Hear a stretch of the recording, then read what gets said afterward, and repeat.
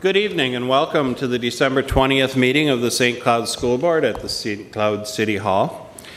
Before we begin tonight's meeting, I'm going to turn the microphone over to Board Member Bruce Hentges, who will introduce a short presentation by Scott Kroonquist of the Association of Metropolitan School Districts. After the completion of the presentation, I will call to order this evening's school board meeting. Bruce. Chair Dahlgren, board colleagues, Superintendent Jett, is this on, by the way? Okay. And district executives. As everyone here knows, the Association of Metropolitan School Districts, AMSD, is an organization that advocates for state education policies that recognize the special needs of metropolitan school districts and our students. AMSD is our voice at the state capitol. As you also know, Scott Kroonquist is the able leader of the AMSD as its executive director, and we are honored to have him here with us this evening. Each year, AMSD recognizes the work of several legislators whose efforts have been of particular benefit to public schools and public school students with its Friend of Public Education Award. The awards were presented at the November AMSD meeting. However, one of the recipients, who also is one of our local legislators, Representative Tim O'Driscoll, was unable to attend that meeting. Without taking away any more of Scott's presentation, I'm honored to introduce the AMSD Executive Director, Mr. Scott Kroonquist.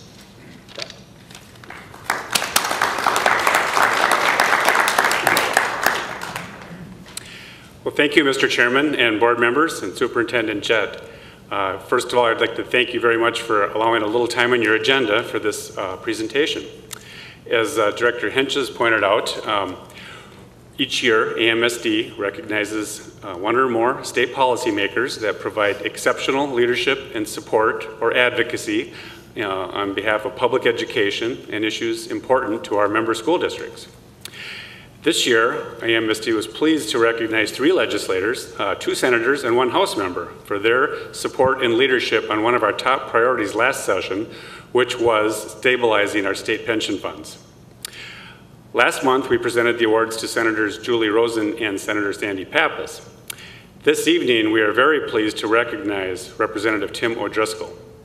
As you know, Representative O'Driscoll was first elected in 2010 and represents District 13B in the Minnesota House of Representatives, which includes a portion of the St. Cloud School District. He is one of the foremost experts in public pension policy at the Capitol, having served as chair and vice chair of the Pension Commission over the past several years. To say that Representative O'Driscoll was instrumental in the passage of the pension sustainability legislation would be a major understatement. His tireless work, leadership, and commitment to working on a bipartisan basis was critical in the passage of the bill. Our state pension funds were in dire need of new investments and reforms to ensure their long-term health. Over a period of about 3 years and countless commission and committee hearings, Representative O'Driscoll worked with his colleagues, the pension fund staff, the executive branch, and the key stakeholders to craft the Omnibus 2018 pension bill that was signed into law. In addition to increased employee and employer contributions, the bill contains significant reforms, including adjusting the assumed rate of return and several modifications to benefits. Following passage of the bill, the Teachers' Retirement Fund's liabilities were immediately reduced by $2 billion. The funded ratio increased from 70% to 75%. And TRA is now on a trajectory to be 92% funded in 30 years. Very importantly, this was accomplished in a manner that protects the financial health of our school districts, as the state will provide funding to cover the increase in the employer contribution. And this was a top priority for AMSD to make sure that all of our member districts had their cost increase covered. So with that, it is my pleasure on behalf of the AMSD Board of Directors to present AMSD's 2018 Friend of Public Education Award to Representative Tim O'Driscoll.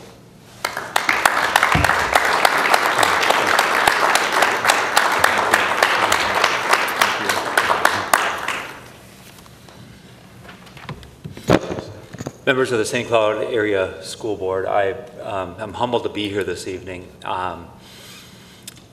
Oftentimes members of the legislature and those who are policymakers, including yourselves, get a bad rap of how come you can't get stuff done?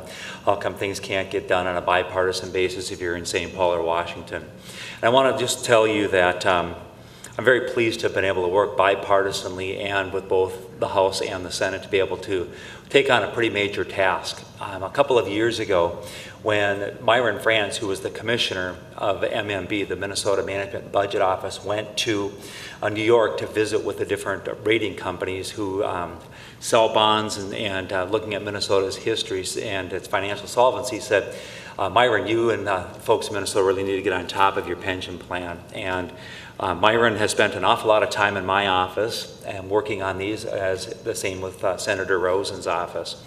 And this is a three-year solution in the making, and we're very pleased to be able to have had every member of the Minnesota Senate and every member of the Minnesota House, Democrat or Republican, conservative, liberal, whatever label you want to put on people, everyone supported this bill. And I know the evening that it came up in the House, which was the last night of session, at about 15 minutes before session was done, the cheer and the roar in the rotunda from the stakeholders was unbelievable. We put up 132 at that point because we had a couple of members who weren't present voting and supporting that bill. And I've made an awful lot of stops in an awful lot of Democrat and Republican offices to be able to get this bill done. One of the things that I also want to share is I probably knew more about pensions than I did anything before I came into the legislature other than city issues, given my experience as mayor in the city of Sartell.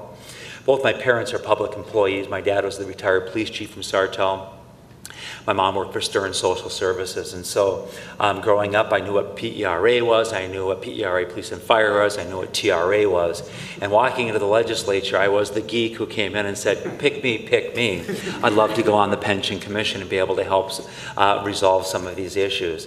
And it's sort of like standing in line. They say, who's gonna step forward? And everybody else steps back, and you're left standing there.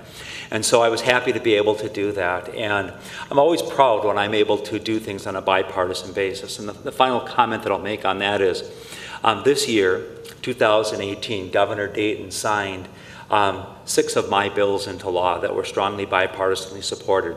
And I enjoy this year the dubious honor of being the legislator who had the most number of bills signed into law by Governor Dayton. And that has been something that I've been able to have over the last number of years because of the work that when you roll up your sleeves and focus on the issues, you can get things done. My final comments this evening is I want to thank you for your service to the people in the St. Cloud area and for the students in District 742. And I'd also like to call out School Board Member Van Korf, Mose, and Henches, because they are retiring at the end of the year after many years of public service to the people in the St. Cloud area. So thank you so much for the opportunity to be here. I'm sorry I spoke so long, but that's what politicians do, I guess. So thank you once again for your time, and Merry Christmas and Happy Holidays to all.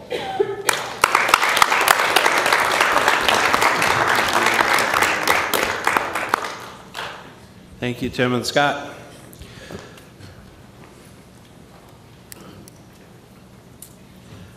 Our mission is to create a safe and caring climate and culture in which we prepare, engage, educate, empower, and inspire all learners in partnership with their surrounding community to be successful in today's and tomorrow's society. It is 6:38 p.m., December 20th, 2018, and I'm going to call to order a meeting of the St. Cloud School Board. Mr. Mose, could you lead us in the Pledge of Allegiance?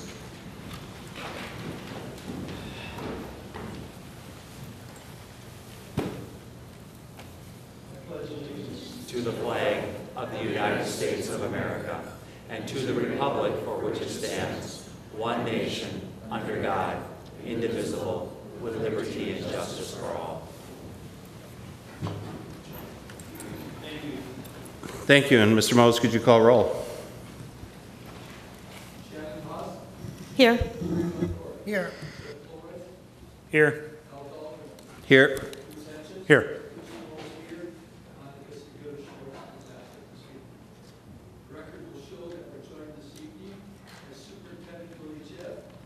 Assistant Superintendent Marcia Leish, Executive Director of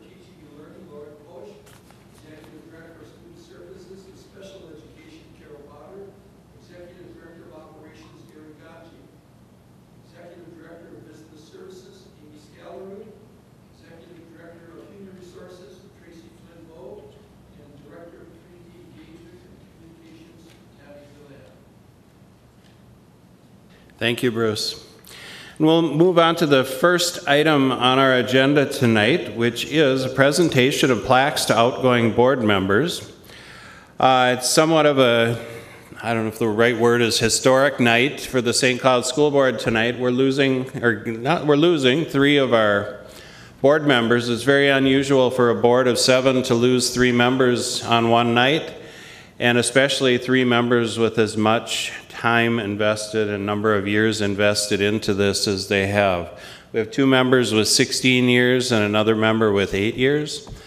All 3 very seasoned veterans on the school board, and it'll be sad to see them go as we usher in 3 new members in January. We have a special guest with us tonight, and I'm going to introduce Deb Lally, who is going to come forward, and the board asked her if she would come back as a former school board member, if she would be willing to come back and make the presentation of the plaques to the 3 board members that are leaving us. So Deb, I'm going to turn it over to you. Thank you, Chair Dahlgren, and thank you, Willie, for giving me this honor to come back. And what a fun thing to see so many familiar faces again and new ones. Since you asked me to do this, I have been thinking so much about things that I haven't thought of in a while. And one of the things that I thought of when I walked in here tonight was I saw Bruce Watkins, and I remembered that I kind of roasted him at his retirement party. And you guys probably think I'm going to be really mean here. And I want to reassure you I'm not going to. So just no, only you got the mean stuff. Just you. I just want to give a few reflections on service and serving on a school board in particular. And in particular in honor of 3 people who have brought such varied but really, really unique gifts to St. Cloud community. And to start out, I want to tell a little story about when I was on the board. I remember that I think it's a really hard job, and I remember having lots and lots of sleepless nights and lots of worry about whether I was doing things well enough. And we happened to go to a funeral of Dr. Robert Wick, who was the retired president of St. Cloud State University, and he and Alice were members of our church. And we loved them, and so we, of course, were at the wake, and we went up to give our respects to Alice, who herself was a wonderful community leader. She was on the city council, she was a member of the League of Women Voters, she was a retired professor. And we got up to say hello to her. She introduced us to her family, and she said, "This is Dr. Lally, and he's a good person. And this is his wife, Deb Lally, and she's a better person because she is on our Board of Education." And I loved that. I thought that was the best thing anyone had ever said to me, not because of the school board, but because I was better than my husband, which, if anyone knows my husband, it's not true. I could never be as good as him. He's the best person who ever lived. And even my kids say, "You're lucky for Dad because he's going to get you into heaven someday." So all I can say is I never forgot that. And what it made me think of is the number of times people in this community value you, all of you, but they never have a chance to tell you that. So those hard nights when you have to negotiate or you have to make decisions you wish you didn't have to make, remember people really do appreciate you and may never have the chance to tell you that. I was going over some quotes about service from people that I respect. And lots of people in all walks of life have comments about it. Martin Luther King said, "Everyone can be great because everyone can serve, but everyone doesn't serve. You wish everyone did, but they don't all serve." Charles Dickens said, "Do all the good you can and make as little fuss about it as possible," which I think of as school board members because you tend to just go to your meetings and work really hard and no one makes much of a fuss over all the wonderful things you do. Muhammad Ali said, "Service to others is the rent you pay for your room here on earth." which if the whole world was more focused on the good they can do for everyone else, what a wonderful world we would have. And Booker T. Washington said, those who are happiest are those who do the most for others. And anyone who's any kind of service job or volunteer work knows that is true, that you get more joy and happiness from that service than you could ever find that you did good for others. The three people here, Bruce, and Jerry, have not only committed to many years of service to the school board, more than I certainly ever gave, and I think of that as really historic that they gave that many wonderful years of service. But each of them gave service through their entire adult life. Starting when they were young people, they gave a lot of service. And they are people who valued education from the very beginning of their lives. Bruce Hentges, to work with Bruce Hentges means you work with somebody who is never the one who comes to the meeting and didn't do his homework. And sometimes you didn't do yours and you feel kind of bad because Bruce always is prepared. And there will never be something you could ask him for that he would say, I'm too busy, or I can't do that, even though he is too busy. He's committed himself not just to public education in terms of our district and valuing arts, education, activities, academics, and all the years he's worked on LEAF, but he embodies that as a person, that he just lives his life with education at the center of it.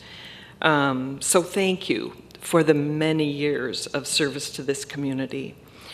Bruce Mose has the biggest heart ever. You won't find a person with a bigger heart than Bruce Mose. He retired from teaching, and then instead of kicking back and saying, now I can just enjoy life, he moves himself back to St. Cloud and commits to serving on the school board. He also committed to caring lovingly for his mother throughout the rest of her life. Those are gifts that are never, ever forgotten.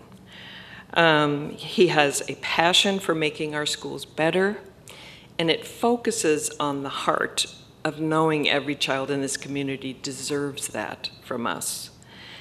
He knows every student counts, and there isn't anything you could ask of him that would humiliate him, like dressing up like a llama to read to preschoolers, or anything else like that. Bruce is there for it. He is constantly reminding us that our efforts are worth it, because every child is worth it. And Jerry Von Korf. Okay, a little bit of roasting here. I have to tell a little story. When Jerry's son, Ben, was no, I couldn't help myself, was starting at University of Wisconsin-Madison. My daughter, Erin, was starting also there. And on Parents' Weekend, my husband and I are walking down the street, and we're so excited to get to Camp Randall, because the only time you'll ever have good seats is Parents' Weekend. And we see Jerry, and he yells across the road, "Did you go to the chemistry lecture this morning?" And we looked at each other and said, "Of course not. No, we didn't go to that." And he said, "I can't believe you missed it. It was the best lecture I've ever heard. It was just fantastic." And he said, "Where are you going?" And we said, "We're going to the football game." And he says, "I can't think of anything I'd rather not do than a football game." That's Jerry. He says what he means, and he means what he says, but we had a really good laugh over that one. Working with Jerry is in some ways a burden, because no matter what you do, he can do it better. And I learned that before I met him, actually, when he was elected to the school board. I remember one of his partners at a party, who shall remain nameless, told me, everyone in the office will kind of write something and then go and say, "Jerry, could you just look this over for me?" knowing full well he's going to sit down and rewrite the whole thing, and it's going to be 10 times better than they ever could have done. It's nice to have a person who's a brilliant writer on a Board of Education. And this district probably has many, many things that Jerry has researched and put into writing that we are benefiting from. He has a gift for making things he writes understandable. If you ever want somebody to explain funding of education, ask Jerry to write it down for you. Now, sometimes when he talks, he loses me, but when he writes something down, it's beautiful. I mean, it is a wonderful, wonderful gift that he has. And most of all, Jerry is a tireless advocate for the right of every single child to reach his full potential. He will never rest until we stop setting this bar too low and not expecting the best of every single child in this community. He has high standards and never gives up on any child. The thing that these three have in common is that passion. Somewhere, sometime in their early childhood, someone instilled in them this passion for education. William Butler Yeats said, "Education is not the filling of a pail, but the lighting of a fire." And someone lit that fire in them, and they took it on, and they have spent their entire lives keeping it warm and passing it on to other people. We are all better for that gift. On behalf of a very grateful community, thank you all for your service.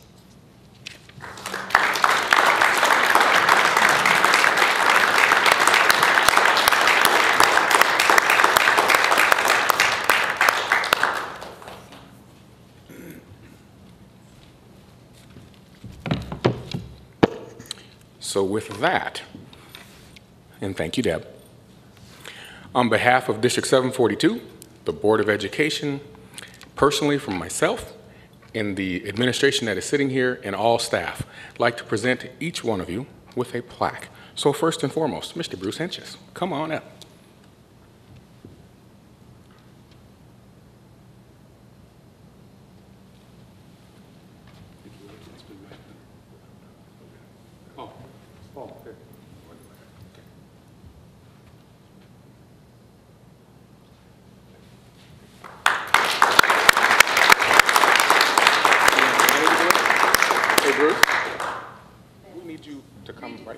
Here comes Danny.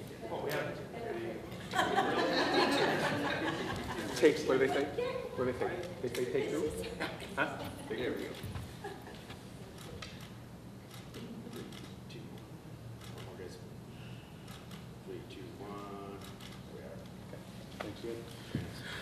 1. Mr. Bruce Mose, come on up.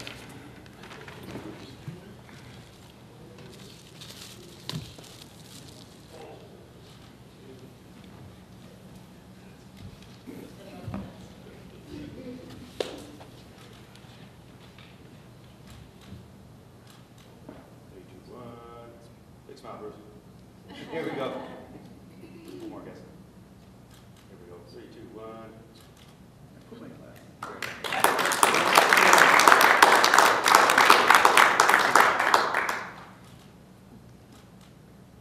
Just wanted a second take too, Bruce. 3, 2, 1.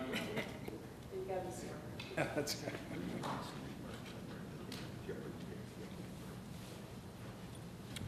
Mr. Jerry Von Korff.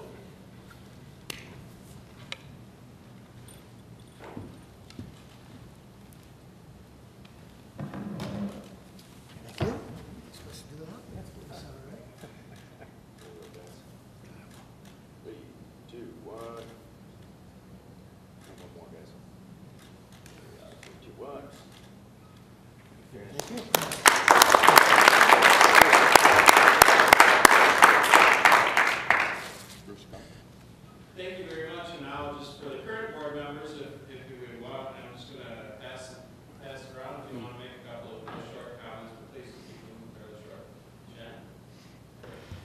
Well, I just want to say to all three of you how very fortunate I feel that the timing of me coming on the board was with the three of you still on the board. I've learned so much, and it's been great. So thank you all very much. Jeff? I would ditto what Shannon says. I really enjoyed learning from all three of you guys. It's been a pleasure, and you're not going anywhere. So you'll get calls, I'm sure. I value your mentorship. Thank you for your service. Yep, and I would concur. I have really appreciated working with all three of you. I think, Deb, you hit the nail on the head with all of them. Jerry, I've really appreciated, and I think one of the most valuable things that we've had with you sitting over there on the board is the advice of an attorney in real time when we're coming up with some crazy ideas on the board. There's someone there to tell us that we can't do that, and that, to me, that's been just a really, really, really valuable piece, and no one can question the passion of Bruce or Bruce. And I think, Bruce, you'll probably also go down as the only board member who wasn't running who was elected to the board. So, but it was awesome to have you back for 4 more years, and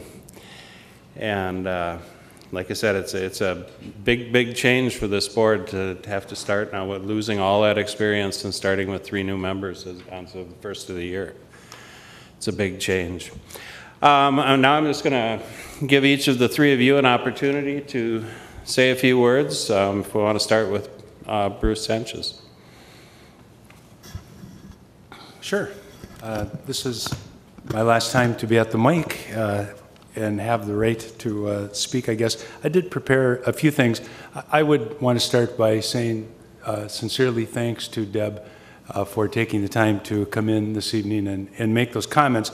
I came on the board when Deb was board chair, and she certainly is the model of a school board member, and words coming from you mean a lot.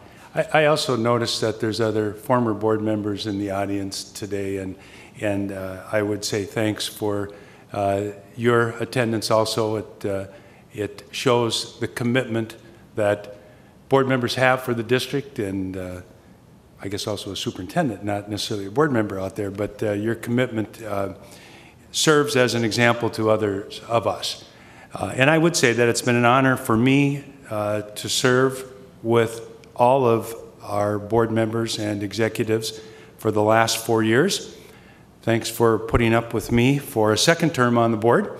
As I mentioned in the IM 742 kickoff speech that Tammy asked a couple of us to make, my connection with District 742 began in the fall of 1955 when I entered kindergarten in Clear Lake at Clear Lake Elementary School. For 58 of the last 63 years, I have been connected with District 742 either as a student, a teacher, a coach, an administrator, executive director of our education foundation, and as a school board member. Over all of those years, I have been proud to be associated with a first-class school district with an excellent staff at all levels, including the district leadership. You can be sure that I will continue to work in a manner that supports the educational mission of District 742 and supports you as school board members and district administration. I want to say thanks to my colleagues Bruce Mose and Jerry Von Korf for their commitment to District 742 and their service on the school board. While we haven't always agreed on the details, I know that we've always wanted what's best for the students in our district. Finally, with my last comments as a school board member, I just have to say a few words about my pet peeve, standardized testing. I would implore that the focus of this district continues to be to help students find success in their lives, and that we fight the emphasis on standardized test scores that has become the focus of the accountability movement. A definition of success that I have come to connect with is success is the progressive realization of goals that are important to an individual. Success is not a score of proficient on an MCA test. It is not that assessments are bad or unnecessary. It's just that since the beginning of No Child Left Behind in 2003, Our state and federal lawmakers have changed the focus of education from helping each child reach their maximum ability as well-rounded citizens to judging them as proficient or non-proficient if they don't make a cut score on a standard test, and then judging teachers, schools, and districts based on the aggregate test scores of their students. We now measure whether or not students are smart by 3rd grade, rather than measuring how they are smart. In my opinion, it's the worst thing that we could be doing educationally, and it needs to stop. Throughout my career as a teacher and a coach, I told my students and athletes it was their effort that counts, not the outcome of the game or the test. Hard work, tenacity of effort, working together with others, learning to handle setbacks and disappointments, character development, these are the skills that will lead to success in life. The so-called accountability movement has turned that completely around, and we now judge students and schools by standardized test scores only. I think this district is and can continue to lead the way in changing the focus of education back to where it really matters. I am truly impressed with the many strategies we are using to help students reach success, including our goal-setting conferences with students, parents, and teachers at the beginning of each year. I was encouraged to hear about the EPIC and Pathways program of study planned for this district at both the new Tech High School and Apollo. I think we are continuing in the right direction if we don't let the testing charade keep us from focusing on the entire child. Let's encourage students to be good citizens. Teach them how to think critically, how to handle discussions on sensitive issues, how to welcome diversity, and how to make their best effort. In other words, let's keep our focus on creating successful students. Thanks, and good luck. Thank you, Bruce. Next, I'm going to ask Jerry. Well, usually I talk too long, and I'm going to try and talk too short this time. I chose not to run again after 15 years, in part because I was confident that there's a new group of board members, there were a new group of board members who were running, who are prepared to keep the school district doing well what it does well, but also who are coming to continue the effort to make the school district do better what it needs to do better. And so, and I felt if we as a board were not able to attract those people, then we weren't doing our job. And so I don't have any thoughts that when the three of us leave, that the district is going to somehow be lesser for it. In fact, I think the district is going to be better for bringing a younger generation of people who are committed, not just to celebrating what we're already doing, but to be a part of continuous growth and progress. And I know that all three of us care enough about education that we're going to hopefully be a resource to the district. I think that we in Minnesota are not yet ready to realize the potential of the children that we are leaving behind.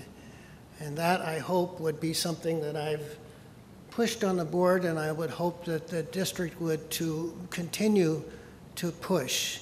We aren't doing everything as a state that we need to do for the kids that we're leaving behind. And the test scores that we're looking at are symptoms that we are leaving children behind, even though we try our best with all the resources that we have. We need as a state to put more resources and more and better teaching because we can't continue to leave so many children behind. It's not because we don't have a great superintendent, or we don't have a great board, or we don't have a great district. We have, I think, the best leadership in that this district has ever had, and that's not diminishing the other folks. I mean, I genuinely think that we've got great leadership, and they're squeezing out of the district every last ounce of education they possibly can. Minnesota needs to do more to support teachers and students with the resources they need, and we're not doing it because we don't have the imagination to understand that these kids are capable of so much more. And it's not just the test scores, it's what Bruce Hentges is talking about.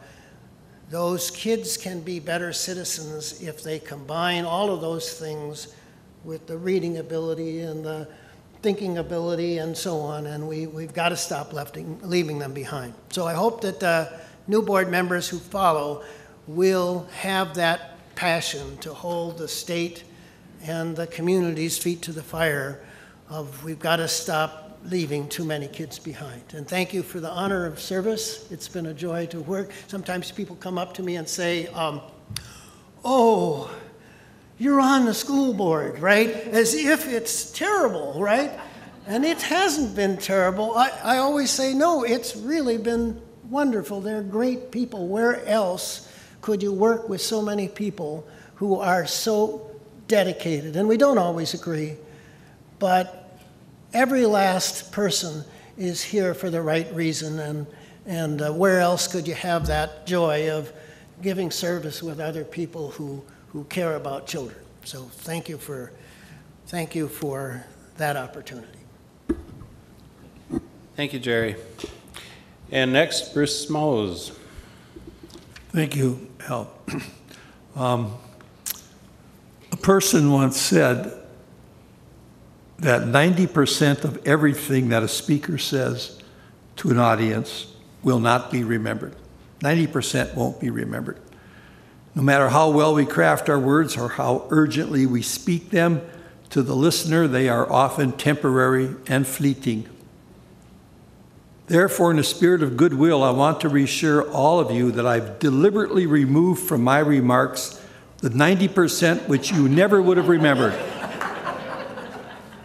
But I've purposely retained the 10% which you will never forget.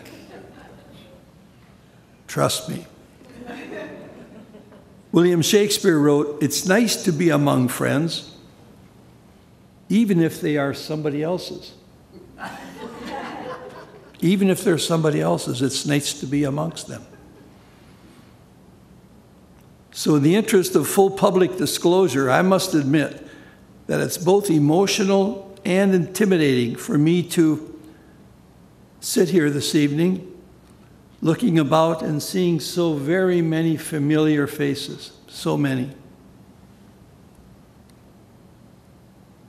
I'm almost speechless. Almost. Moments like these are bittersweet.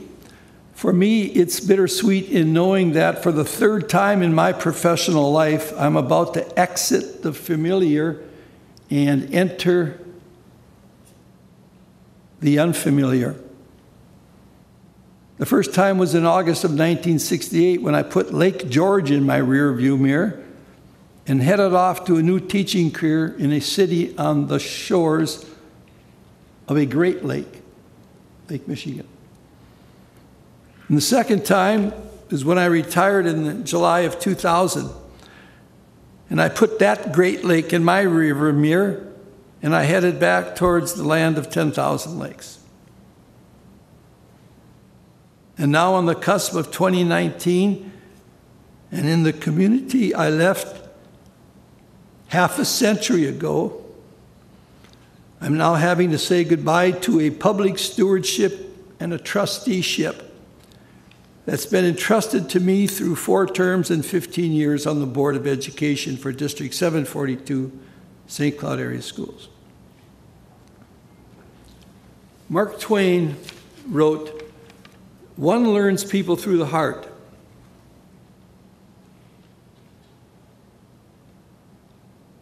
not their eyes nor their intellect. Deb Lally, your comments tonight for the three of us speaks volumes about your heart. And you certainly touched mine. Thank you so much. Over the past 15 years, my heart has been touched by many, many others. And my intellect, for whatever it is, has been challenged by many, many others. And my patience has been tested by many others. But I can only hope that I've touched the hearts of others and that I've challenged the intellect of others. I can only hope that. But I can say with absolute certainty that I've tested the patience of others. Can I get an amen from that, from somebody? Or at least a board nod or something, you know? I'd like to collectively acknowledge and thank many persons for whom I have the highest regard and the distinct pleasure of working with as a member of the District 742 School Board. I thank Superintendents Jim Lee, Bruce Watkins, Steve Jordal, Bruce Watkins again, and our current operational and instructional leader, Willie Jett. And I would like to thank past and present board members, some who are gathered here this evening. It surprised me. It was a pleasant surprise. Deb Lally, Joanne Dorscher, Sigrid Hedman-Dennis, Jerry Plachecki, Cindy Harner, Les Green, Ron Sebring, Peter Hammerlink, Debbie Erickson, Dennis Whipple, Al Dahlgren, Jeff Polreis, Shannon Hawes, and Monica Segura Schwartz. And most especially this evening, Bruce Hentges and Jerry Van Korf. In the course of working together, the three of us have established ourselves, on occasion, as both friends, but always as colleagues. And to the many executive directors and supervisors and coordinators and building administrators and classroom teachers and coaches and advisors and counselors and the paraprofessionals and our substitute teachers and our indispensable service employees. Thank you. We function successfully as a school district only when we work in concert with each other and in accordance to our established roles. If that sounds faintly familiar to anyone, it should. It's the description of a team. And only through teamwork can we fulfill the vision, mission, core values, strategic objectives of our district. And to be sure, our district and community profits by the education of all our children because of the strong and enduring partnerships that exist between the school district and the community at large. These are all our children. And as a community, as a state, as a nation, we can profit by our children or we can pay for our children, depending upon what we invest in our children. And the investment that we must make in our children is an investment of time, talent, and treasure. Those three words start with T. T rhymes with P. And P stands for promise. It's the promise of opportunity to succeed that we must make to all children. It's the same promise that was made to us when we were children. An opportunity to succeed. Throughout my career in education, I've been guided by a set of maxims, both in thought and practice. I'd like to end my remarks this evening by sharing them with you. To begin with, education as a profession is for the infinite good of our community, our society, and our nation.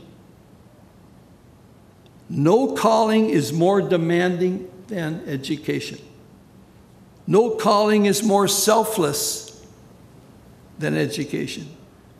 And no calling is more central to the welfare and vitality of a democracy than education.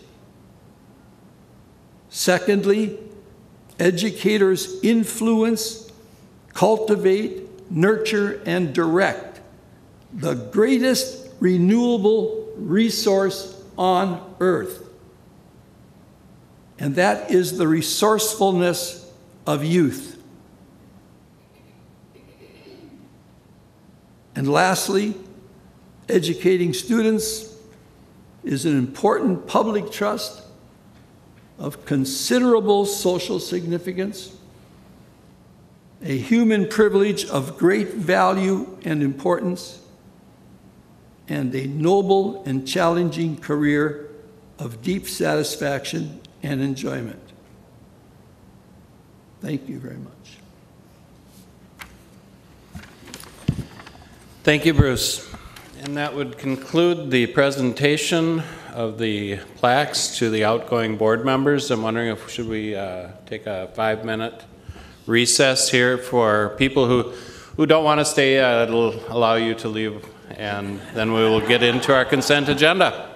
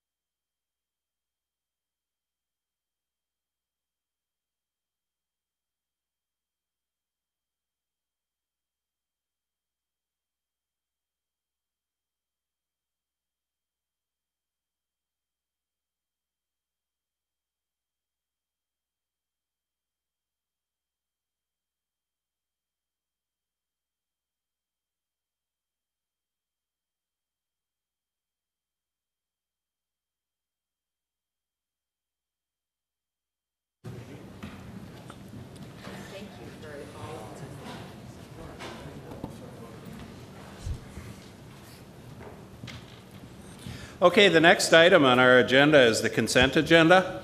The consent agenda consists of non-controversial items that the board routinely adopts without debate. Any single member of the board may remove an item from the consent agenda by requesting removal at the time the consent agenda is moved for adoption. The full text of items can be found at the end of the agenda. On tonight's consent agenda, we have item A, approval of tonight's agenda. B, approval of the minutes of the meetings of November 14th and December 5th. C, approval of payment of bills and other financial transactions in the grand total amount of $10,538,815.50. D, approval of personnel and staff changes. E, acceptance of grant, awards, and donations. F, approval of the 2019-2020 high school registration handbooks. G, approval of Tiger Stadium as the name for the new Tech multipurpose stadium. H, Quarry View Education change orders totaling plus $11,371.57. I, Tech High School new site change orders totaling plus $95,306.88. J, authorization for cooperative purchase agreements. And K, appointment of surrogate parents for students with disabilities. Is there anyone who would be looking to remove any items from the consent agenda? Bruce? No, I thought you were looking for a motion to approve. Oh, no, I'm looking to see if there's anyone that would want to remove. Seeing that, now I'm looking for a motion for the consent agenda. So moved. And a second? I'll second it. So we have a motion and a second. Is there any discussion? Mr. Mose, would you call roll? Maker of the motion, Bruce Henches. Yes. Second maker of the motion, Jeff Pulreis. Yes. Jerry Von Korf. Yes. Shannon Hawes. Yes. Al Dahlgren. Yes. Bruce Mose, yes. Thank you. Next, we move into information items. The first item in the information items is a high school schedule recommendations, Charlie Eisenreich and Cindy Patton.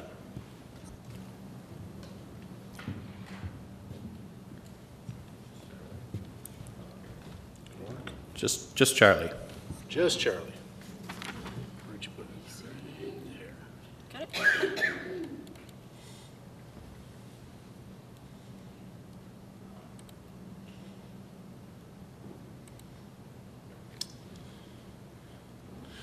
All right. Good evening, Mr. Chair, members of the board, Superintendent Jett.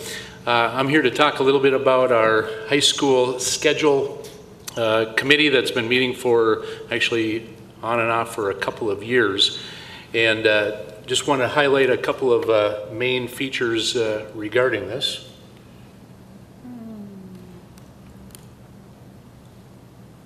As soon as we get it up on the board. Difficulties.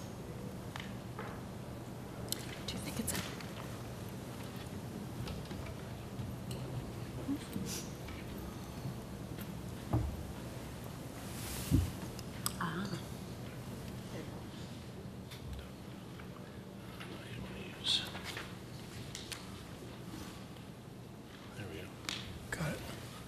Okay. All right. As usual, when this committee began its work a few years ago, we certainly had the district mission statement as one of our key guiding forces as we proceeded through our discussions, keeping in mind that again we wanted to create a schedule that certainly would inspire, engage, empower our students and staffs. So that our graduates could be well prepared for what they need to do after high school. And just some background information for you. Historically, both Apollo and Tech have had different schedules. If you recall, Apollo came in 1970 based on a modular schedule, which is quite different than what Tech had back in those days as well, very traditional schedule, and that continued for many years. I know Apollo's has been modified over the years, and basically as we started to discuss things as a committee, and we knew that we were planning and building a new high school for Tech as well as the remodel for Apollo, We wanted to look at our programming and ensure that our two high schools had similar schedules so that our programming could be consistent as students perhaps would be traveling from one school to the other. And that was developed out of those task force meetings when we were designing the new school as well as the remodel of Apollo. So our goal was to have one consistent schedule, and at the time we weren't quite sure when we were going to be able to implement this. It would either be 2018-19, which would have been this school year, or 2019-20. With the delay of the referendum being successful, as well as trying to put the high school programming committee together, which is part of that EPIC piece that was presented the last time, we pushed this off until 2019-20 school year. And so the rationale, again, alignment of the schedules between the two schools.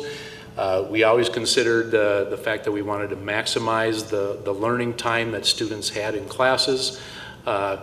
We certainly wanted to be equitable in those course offerings, again, from one high school to the other. We still wanted to embed as many opportunities for electives that we had, as well as, when possible, to increase opportunities for teacher collaboration. Look at different ways from our co-teaching standpoint, as well as from a scheduling, common preps, and things of that nature. So again, the committee has met since the spring of 2017. We did a survey of our staff to get their feedback about what kind of schedule they would like. We did a lot of research on a number of different schedules out there, from block schedules to modified schedules to traditional schedules, from 4 or 5 period schedules all the way to 8, 9, and 10 period schedules. So our team did a great job of bringing those aspects together, and it was well represented from, again, Tech and Apollo, as well as members from McKinley.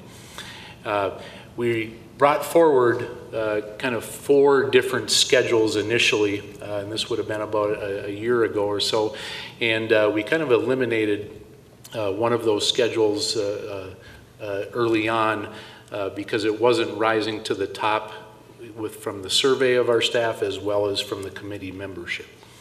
So we made a few assumptions as we were developing the schedule. We knew that there would be certainly this infusion of technology into instruction, so we needed to have time built into that schedule for technology applications. Again, that teacher collaboration piece, certainly the concept of our 21st century learning, which really tied in well with our discussions surrounding the new high schools, as well as the remodeling, I should say, for Apollo. And then the opportunity to continue to be flexible in those instructional areas from a teaching and learning standpoint. And so we came up with 3 different options, and the first option really was our existing schedules that are currently in place at both Apollo and Tech. And you'll see on the left-hand side Apollo's current schedule that without their planning room included in there, and then Tech's current schedule on the right-hand side without its homeroom embedded in there that we do one time a week. Really the only difference between these 2 schedules is that at Apollo they run a 3-period lunch, which is rotated through. So at Tech, because of the number of students that we have to have 4 lunch periods to accommodate all of our students during that lunch period. So we split ours up into, like I said, 4 different 25-minute segments, where Apollo is 3 different 30-minute sessions.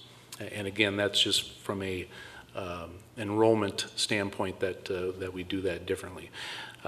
One of the things that I would say with the way that Apollo has done their lunches the last several years, and I was at Apollo when we developed this, it was because of the number of students that we had there, we could actually fit them in the commons at Apollo. If by chance that enrollment continues to increase, which we undoubtedly need to plan for, the commons wouldn't be able to handle the number of students in just 3 lunches, so they would have to be changing. So that was also taken into consideration as we were looking at these different schedule options. So basically, option A was to remain as is. If that makes sense. Option B was to go to a 6-period day, which would give us some longer periods of time with our students in each one of the classes, hopefully extending that learning time, getting more in-depth with the content. And there again, because we weren't sure if we wanted to go with a 3-lunch option or a 4-lunch, we took a look at those 2 different lunch options, but a 6-period day. And then the third option is a modified 6-period day. And this one, it's a little weird, but the best way to explain it is that we would go on a 5-day cycle, and days 1 and 5, or the 2 days on the outside, would be identical to a 6-period day. But then on days 2, 3, and 4, it would be more of a block schedule, meaning we would only have 4 of the 6 periods operating on those days. And as you can see over on the right where it talks about the time, the periods would be extended from 57 minutes in length to 90 minutes in length. So that's kind of the big difference there. The other difference also is that not every class would meet on all 5 days of that cycle. So they would meet on basically 4 out of the 5, and that's how you see day 2, 3, and 4 with the different periods listed there.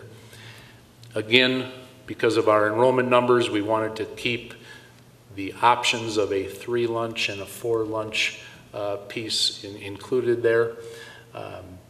And again, these were the 3 different schedules that our staff was able to kind of talk about, discuss both the pros and the cons regarding each, and then bring forward their particular thoughts and feedback back to the committee. So our committee kind of reorganized again, started to look at these 3 options, looked more carefully at the information from our staff, and what we have determined would be the best for next school year. And again, Apollo and Tech would have the same schedule. Oops, is to, if I can go back to, no, it's not going to let me go back, is it? It's actually the current Tech schedule, the 7-period day with the 4-lunch option.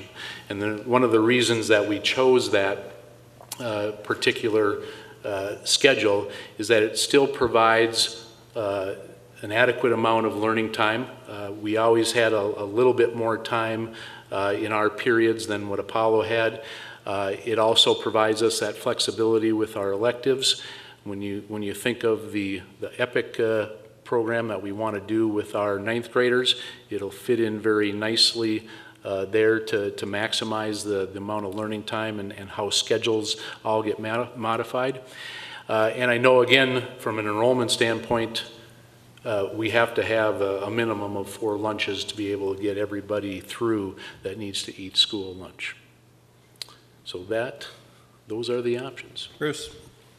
Charlie, in considering any of these options that you've laid out for us right here, does that require any change in staffing in our nutritional services employees? Does that require any additional or any reduction in force for any of our instructional, nutritional services? No, it should not. Okay.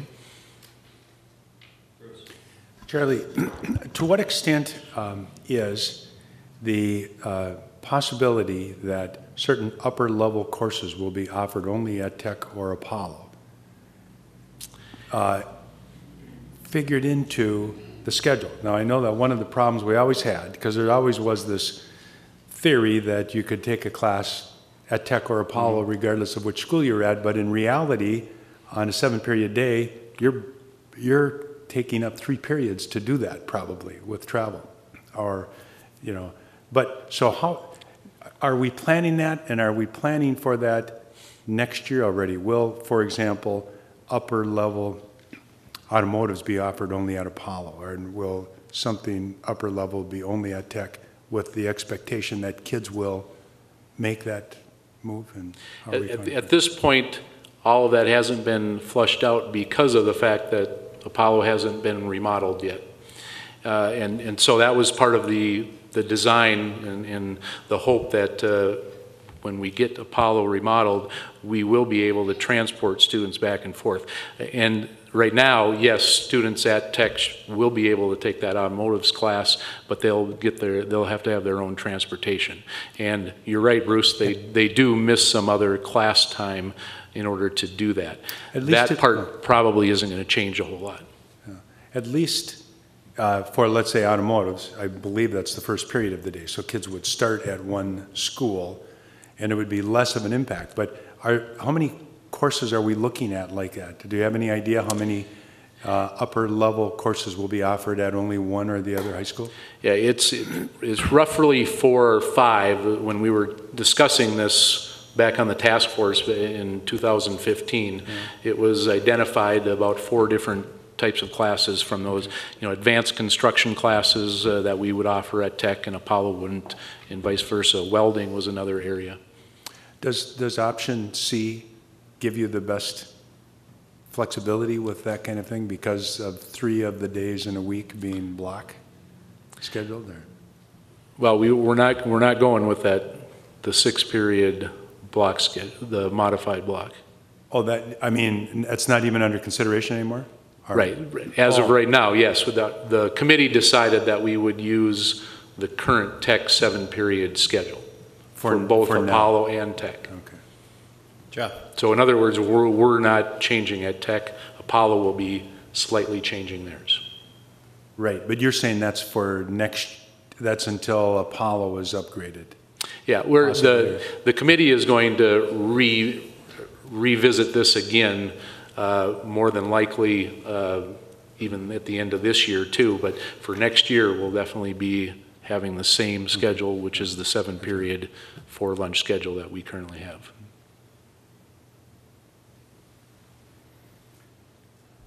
Jeff is passing on this. Will this be coming back to the board then for approval, or is this just an informational? I think it's just an informational. Yes, it is. Yep.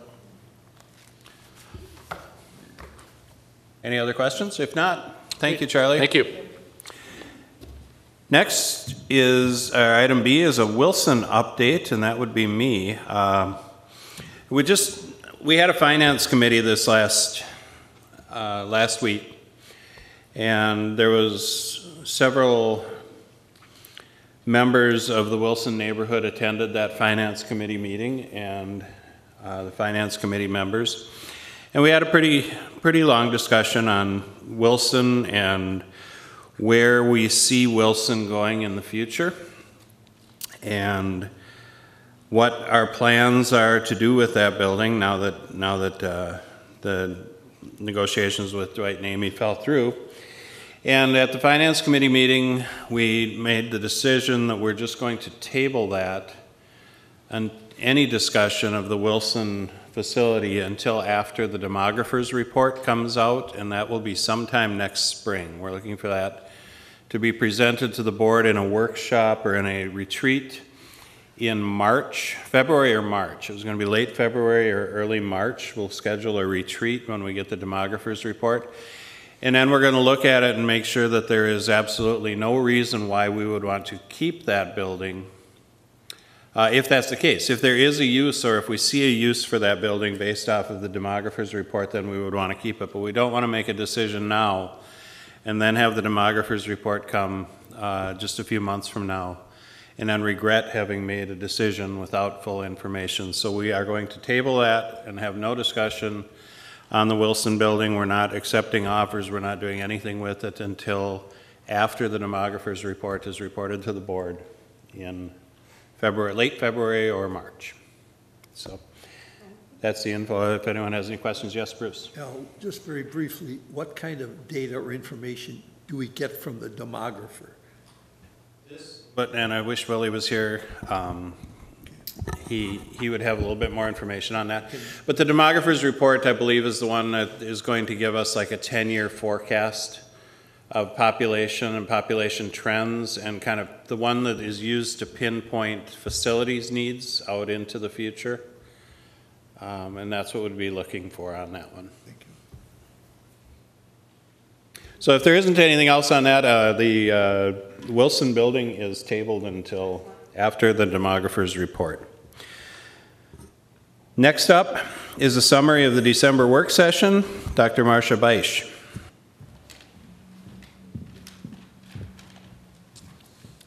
Good evening, Chair Dahlgren and members of the board. The first item on the December 5th work session included a Telahi Community School presentation. Principal Nicole Hansen shared highlights from the Telahi Community School, including some of the stories and faces that make up the Telahi community. Each year, Telahi chooses a theme to drive and focus the work for the school year, and this year that theme has been established as the strength of the wolf is in the pack. Throughout the year, Telahi's core values of respectful, responsible, safe, kind, and collaborative are highlighted as words of the week, giving students opportunities to define and model what those look like in action. Principal Hansen provided demographic information about Telahi, which serves 627 students in pre-K through grade 5. Telahi has 2 preschool classes, engages in co-teaching, high achievement programming, and STEM programming to meet the needs of students. Principal Hansen stated that Telahi is fortunate to have 2 beautiful playgrounds, one of which is an adaptive playground and was built in partnership with Grandpa John, a foster grandparent at Telahi, who was instrumental in writing a grant for the playground. Principal Hansen also shared achievement data from the Minnesota Department of Education, noting that Telahi has made some great gains this past year on their math and science state test scores. Telahi partners with community organizations such as Minnesota Reading Corps, Kid Stop, Boys and Girls Club, Foster Grandparents, Greater Minnesota, Promise Neighborhood, and St. Cloud State University. The second item on the agenda was the New Tech High School update. Principal Charlie Eisenreich, along with Kyle Walter, on-site project manager, ICS Consulting, and David Leopold, architect with IIW Minnesota, presented an update on the progress of the New Tech High School. Principal Eisenreich and David Leopold discussed the pilot classroom at Tech, indicating that licensed staff have been officially trained on the technology and that teachers have had an opportunity to rotate through the pilot classroom. Information on the furniture and color schemes in the 3 learning neighborhoods was reviewed, and Mr. Walter reported on the construction progress, including interior and exterior work, also shared photos and a drone video of the progress to date. He also provided an updated budget summary. The third item on the agenda was high school programming scheduling recommendations. Tech High School Principal Charlie Eisenreich, along with Cindy Patton, the administrative intern, reported on the work of the high school programming committee, which has been meeting for approximately 2 years as part of planning for the 1920 school year for both Apollo and Tech. Principal Eisenreich provided information on exploring potential interests and careers, EPIC, looking at 21st century learning. The premise is to create opportunities to expose new high school learners to interests and careers. Mr. Eisenreich reviewed the rationale, process, assumptions, and options along with the budget estimates. The intent is that this will start with the 1920 school year. Ms. Patton presented information on the high school pathways in looking to better prepare our students for post-secondary success and providing opportunities to explore careers. Pathways are courses that students would choose to take within fields and clusters to achieve a career field designation. A capstone project would be a culminating activity that students would have a choice to do. The fourth item, or let's see, is it third or fourth? That's the fourth item on the agenda, was the New Tech Multipurpose Stadium Naming Committee recommendations. It was moved by Von Korf and seconded by Segura Shorts to table that item, which we did. And then the next was a dyslexia update. Shannon Davidson, Director of Student Services, and Sue Kernanen, District Dyslexia Specialist, presented an overview on the district's dyslexia plan. Ms. Kernanen noted that one of her goals is to visit all schools during the current school year to present to licensed staff a dyslexia overview along with handout of the characteristics of dyslexia checklist and answer any questions that staff would have. She also provided information on curriculum research and the intervention programs that are owned by our district. The next item was a staff demographic report by Tracy Flynn Bowe, Executive Director of Human Resources. And Ms. Bowe shared information on student racial diversity data as well as district staff racial diversity data, including licensed, non-licensed, and administrative. The next item were proposed revisions to the Board of Education Governance Guide, first reading, and that is the end of my report. Thank you. Given the length of that report, it must have been a long meeting, which it was. Next, we have discussion and action items, and the first item up in that section is contract awards, furniture for the new Tech High School, and that's Amy Scalarud, and I see David Leopold here also.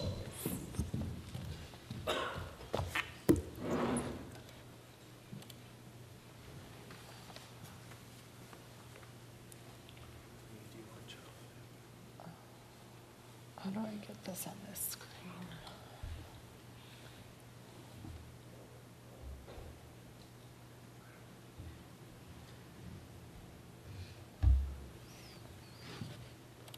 There we go. Good evening, Chair Dahlgren, Superintendent Jett, members of the board. We are here tonight to award a portion of the furniture contracts for the new Tech High School. So in your board packet, you would have copies of all of the quotes for what's currently being awarded. And there's a number of items in your board packet. There's a summary of the current proposed budget, which is currently at $3,527,876. I do want to note that this is actually a decrease of approximately $200,000 from what Board Finance Committee reviewed at the meeting last week. There were some items that were not on contract, that weren't contracted pricing, that were removed. And so some of those items actually have been removed, and so we have less being awarded at this point. Any additional amounts would come forward at a future time if there's an additional need to award for future contracts. In addition, as was discussed at Board Finance last week, there's a number of items within the full proposed budget that are still allowances at this point for items such as CTE equipment, lab equipment, fitness equipment. There's a number of items that aren't being awarded tonight. Again, those items will come forward for award at a future date. So what's being awarded tonight is contracts to 5 vendors in varying amounts. The majority of those items are for furniture for classrooms, student commons, and outdoor spaces, and then administrative office type spaces. We do also have here some of the drawings so that people can get a visual of what is being ordered, and we can zoom in because it's a little bit small. So as you can see, this is the student commons, and then there's an outdoor area also, a combination of some high top tables, some round tables, some more flexible areas, and David can speak to the process, but I'll kind of go through the pictures quickly. So that's the proposed layout. On the next page are some of the finishes and the actual styles of seating. So again, you can see it's a combination of hard seating, tall stools, soft seating, and then this last image is the outdoor benches for some of the outdoor kind of informal seating areas. Also being awarded is furniture for the bookstore and media area. So this is the layout, the final layout for the bookstore area. And again, you can see the actual items being proposed. There's again an outdoor portion of that space. This is the media commons, so the media learning resource type center. Again, combination of different types of seating there. And there's the visual of what those items are. And then we did touch upon last time at the board update on the pilot classroom furniture. And so this isn't really new in terms of the student portion, but there is some visuals here of what the furniture in the staff collaboration areas will look like. So these are for the staff area. And then the learning studios, again, that was presented at the last board work session as part of the high school update with the pictures of the learning community furniture and setup. And so that's again what we had looked at previously. And then there's also some informal learning spaces in each of the learning neighborhoods. And so these again are going to have some of that more flexible soft seating, some more informal type learning spaces. And there's some of the finishes and examples of those items. Is there, I think at this point we'll just open up for questions. I don't know if there's questions. We've talked at a few meetings about furniture process, how decisions were made, but we can certainly open up the floor for questions. Bruce? Amy, this may have been reported out to us earlier. I just don't recall. In making these furniture selections, especially the soft furniture pieces, today when these are manufactured, are these all manufactured as fire retardant? Is that?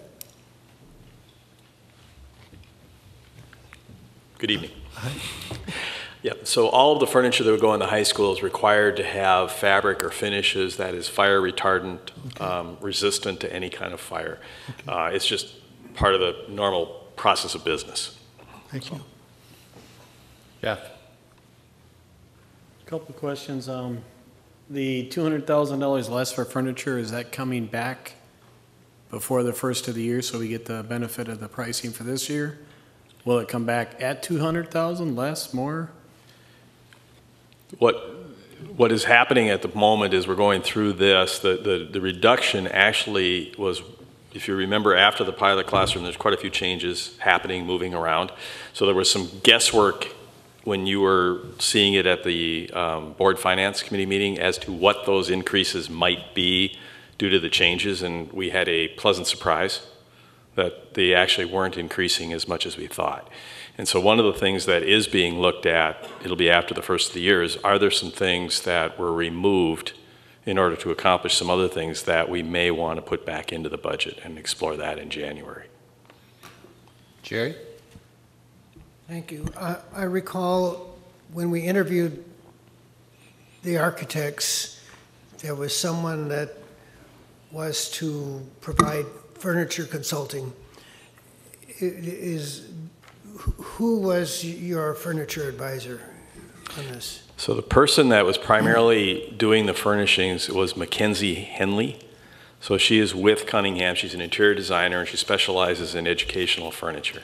Okay, so you got the services that we anticipated. Absolutely, yep. How did you satisfy yourself that you are getting good value? This is not a bidding process, right? So you did it on quotes? So the furniture that's, and Amy could speak to this a little bit more too, but the furniture that's being purchased this evening is being purchased off of contracts. And those contracts have been bid to by the manufacturers to get the best price for those products. And so those products are being directly purchased off of those contract prices. Yeah, I can elaborate on that. So indicated in the background summary sheet, it will indicate which vendors are utilizing which contracts. A lot of the items are coming off of the University of Minnesota contract and a number of other contracts. And so those entities do a formal bid process and then award contracts. Similar, we've discussed joint purchasing cooperatives in the past, but all of those entities are bidding those. And typically a contract specializes in a particular type of furniture. So, they might bid specifically cafeteria tables, and that gets awarded to one vendor, or classroom chairs, or office furniture, or whatever it might be. So I believe we're actually purchasing off six or seven different cooperative purchasing contracts. And then pricing has been compared on different contracts to make sure that we're getting, you know, if there's vendors that have contracts awarded on multiple different cooperative purchasing, that if the prices are different, that we're getting the best price that's available. I'm hoping that the Cunningham person has a pretty good idea what this furniture should cost. Absolutely. And is she satisfied with pricing of what you've purchased? I would say yes. Also in the summary sheet is indicated, currently we're at $3.5 million is what is being kind of allocated and estimated, including those allowances. Again, that may go up slightly. What Board Finance had reviewed was 3.7. The actual allocated budget was 4.2. So we're really considerably below that budget. And really, you know, unless, again, we double and triple check to make sure that there's nothing being missed. And obviously, as you move into the building and as things start to arrive, sometimes, you know, things come up down the road. But I think there's a very high level of confidence that we're getting what the staff have indicated they need, what administration has indicated they need. There's been a lot of focus groups and a lot of meetings to kind of sort through this information to get to where we are today. Thank you. Walk me through the 200,000. I'm still confused. You saw my look on my face. I could see the look. We got everything we ordered, and then we found out that some of it wasn't available. So after the pilot classrooms were completed, there was a desire to have more single desks than double desks and some of those things. And so those adjustments were all kind of in flux. And so in order to make those adjustments, there were some other changes being made to say, okay, we were right at the budget before we made those changes, so let's make these other additional changes in order to accomplish the idea of getting more single desks. Once the vendors got through sharpening their pencils or getting their numbers together and knew what all the changes were and calculated it, it actually came in less than what McKinsey was assuming the added cost would be for those changes. So what we scaled back on was a necessary need or a luxury? It may be that some of the things we scaled back, we may want to take, that's what we're talking about looking at in January. Maybe some of those things we scaled back, we may want to take a look at, you know, because the desire was single desks over double desks more than anything, right?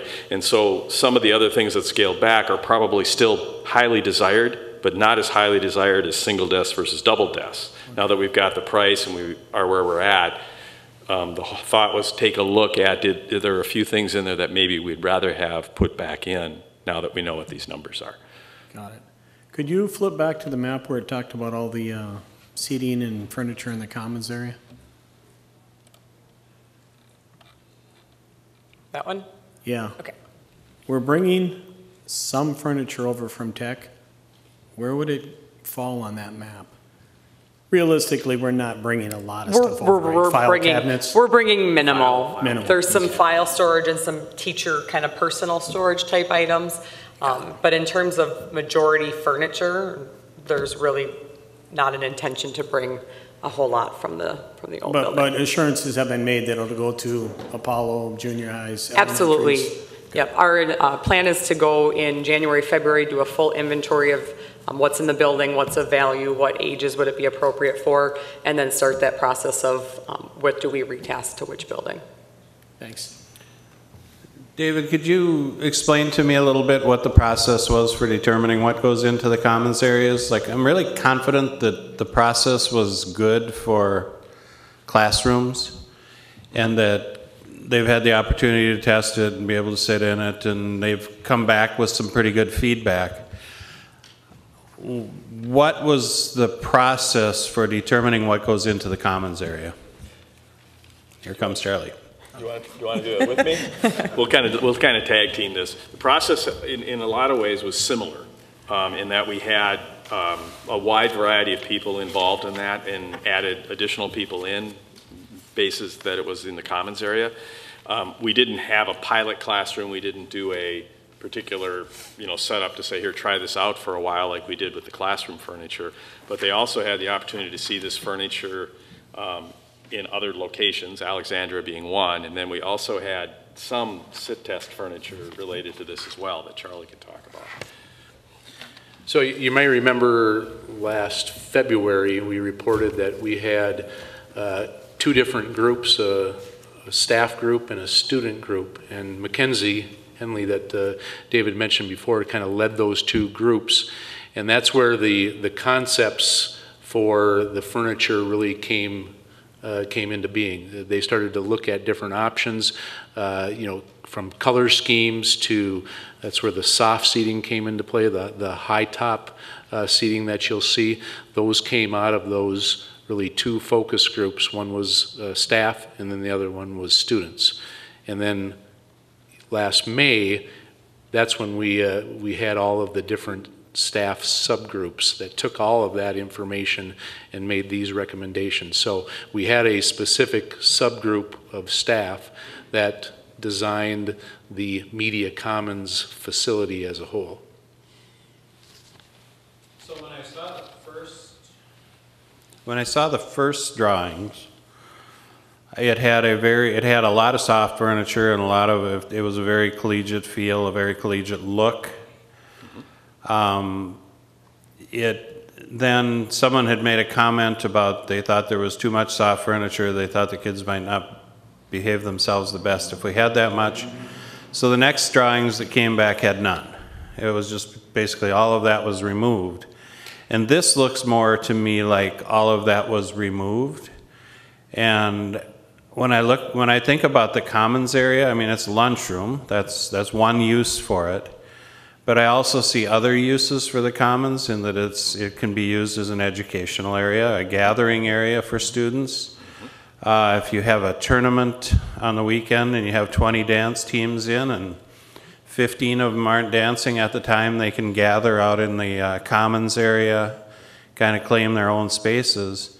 And it seems to me like some of that soft furniture would be much more conducive to that type of environment. And much more multifunctional than round lunch tables. Just this to me looks like just a mass of round lunch tables, and it doesn't have that really comfortable feel that the original drawings had. And I don't know, David, from your experience, was this what you intended, or was this something that was brought and modified to a significant degree to come up with this plan?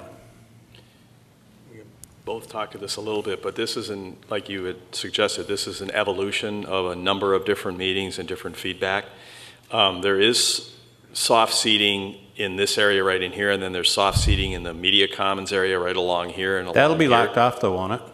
Pardon me? Like on a Saturday tournament or something, that would be screened off, wouldn't it, down at the very end? Not necessarily, not necessarily. The other thing that changed as we went through this, I mean, there's just some pieces in here. The type of soft seating that was being used in terms of the booth and that type of seating, and then also even discussions about, we like the higher seating, we like how it, if you look back, you like how it can divide up the space and how we can move it, and they said, if we're going to make the rest of the building flexible, let's make the commons flexible too. So even these taller, larger pieces that are probably pretty heavy are on casters now so that the space can be reconfigured more easily. There's some soft seating like this along this whole window area right in here. There's a little bit of soft seating in there, and then there's the soft seating around there, and then the high top tables in here. And that's kind of an evolution of going through this with all of the different groups. And then there was soft seating actually added through in here that you probably didn't see in the early versions, and then some of the unique seating in some of these spaces here and throughout in here. Would you say overall Alexandria, I mean, I walked through Alexandria, so I kind of saw that and got the feel of that. Are they similar to this, or do they have more soft seating? I think my memory tells me that they're pretty similar. The difference for them a little bit is the way they've got their seating arranged. When you first come in, you kind of hit that soft seating right away. That's the first thing you hit, but once you get past the soft seating, then you're into these kinds of tables and these tall tables until you get to the far end of their commons area. So I think they have some of what is shown here right away as you come into their commons. And then it goes into more of the type of seating that we're showing right here. That's my memory of it. We've been there for a couple of dance competitions too, and I think that's what we've seen. Mm-hmm. Well, and I guess the reason that I'm questioning you so much on this is it's just my fear is that it's going to look very institutional, And that isn't necessarily what we were looking for. We were looking for more of the collegiate feel. And I don't know if I see it there. I don't know if I see the collegiate feel in the hallways, in the learning area, learning neighborhoods, those types of things, if there's enough soft seating and areas for students to sit, or if it's all really just going to be like classroom tables moved out into the hallway. And it's a concern. Addressing it just for this area, the tables that are, there is feedback that we got from Alexandria as well, and that, and again, I mentioned this, they can't move these. They have to get some sort of piece of equipment in there and actually lift them and move them. And so they talked about cleanliness, they talked about inflexibility in that, so that's a change there. We also went with a table that folds up and stacks out of the way fairly easily for the dining table, which the goal would be allows you to open up spaces in here pretty easily and reconfigure. With respect to the general learning areas, so all of this seating through here, right in through there, is soft seating in there. There are some tables for students to sit at and work, but there's also soft seating through those common areas right in through here as well. And then there's some chairs like this kind of scattered throughout, and we found that the students, I think you found that in the sit test, the students really like these kind of chairs. They can sit on them and move while they're talking, so those are scattered in those common areas within the informal learning area as well. I don't know if that is answering your question at all, but. No, I would also add, if you go back, as you get into, if you enter the commons area here, we're just shy of where the Tiger Den and where the main entrance area is. That might be in that one too, if you go back to that general one. This one? And keep scrolling. I think the Tiger Den might be at the end. Okay. If you keep scrolling down. Down here.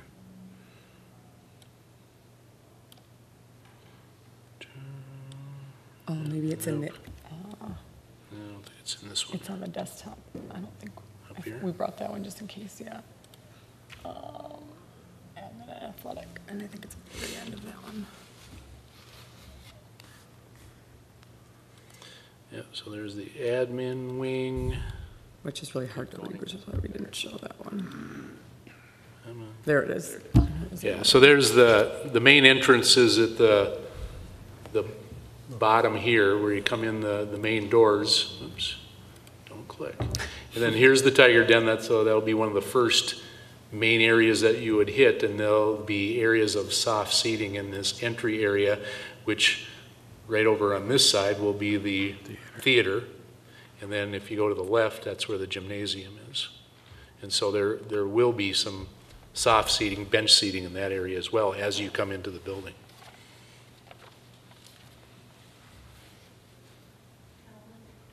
Yep, Shannon. In the commons area, what is the seating capacity? It's on that sheet. Thankfully. Excellent. I missed it. 601, I think. Yeah, 601. 601. Oh, okay.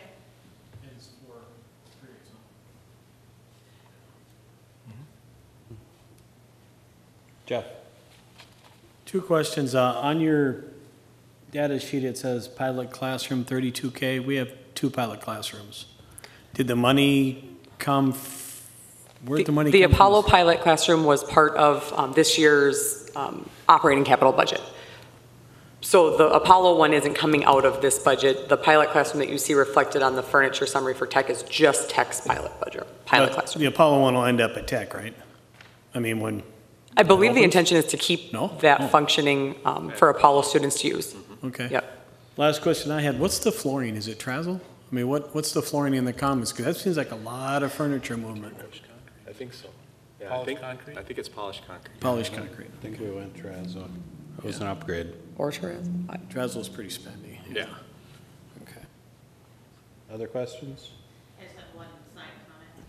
It has nothing to do with furniture, but as you're deciding, Charlie, what's going to go, and put the vacuum cleaners in the dumpster. Copy that. With that budget. once the school is open, fall of 2019, and everything is being operationalized, and we discover that we need X number of tables, X number of chairs, we don't need 6 of these chairs and that, how does that work? We've bid and paid for all this stuff. Do we get to return anything? We own it. It's ours. Even if we don't use it, right? And if we need anything more, if suddenly we discover, boy, it would really be good to have 3 of these tables more for this area, do we get to purchase from this company anymore? So we can certainly make future purchases. Quarry View, for example, we had some things that happened with that building too. When they get in and moved in, inevitably you're going to find some things that people want to slightly modify.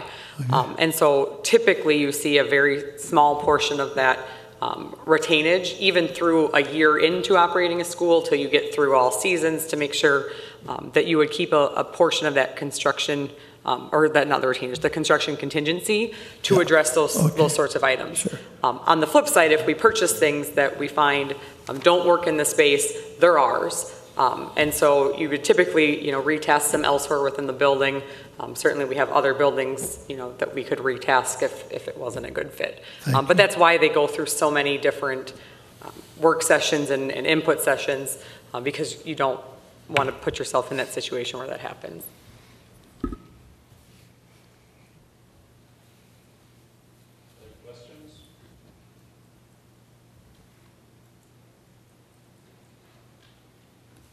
This is an action item? Correct. Okay, so we're looking for a motion to accept? I think in the agenda it's worded motion to award contracts for the purchase of the furniture. Motion to award contracts for the purchase of the... Go ahead. I'll make that motion. Bruce Mills? I'll second it. Jeff? So I have a motion and a second. Any further questions? If not, Bruce, call roll. Maker of the motion, Bruce Mose, yes. Second maker of the motion, Jeff Pulrice. Yes. Bruce Henches. Yes. Shannon Hawes. Yes. Al Dahlgren. No. Jerry Von Korf. Yes. Next, we have approval of the final levy certificate or certification. Amy Skellerud.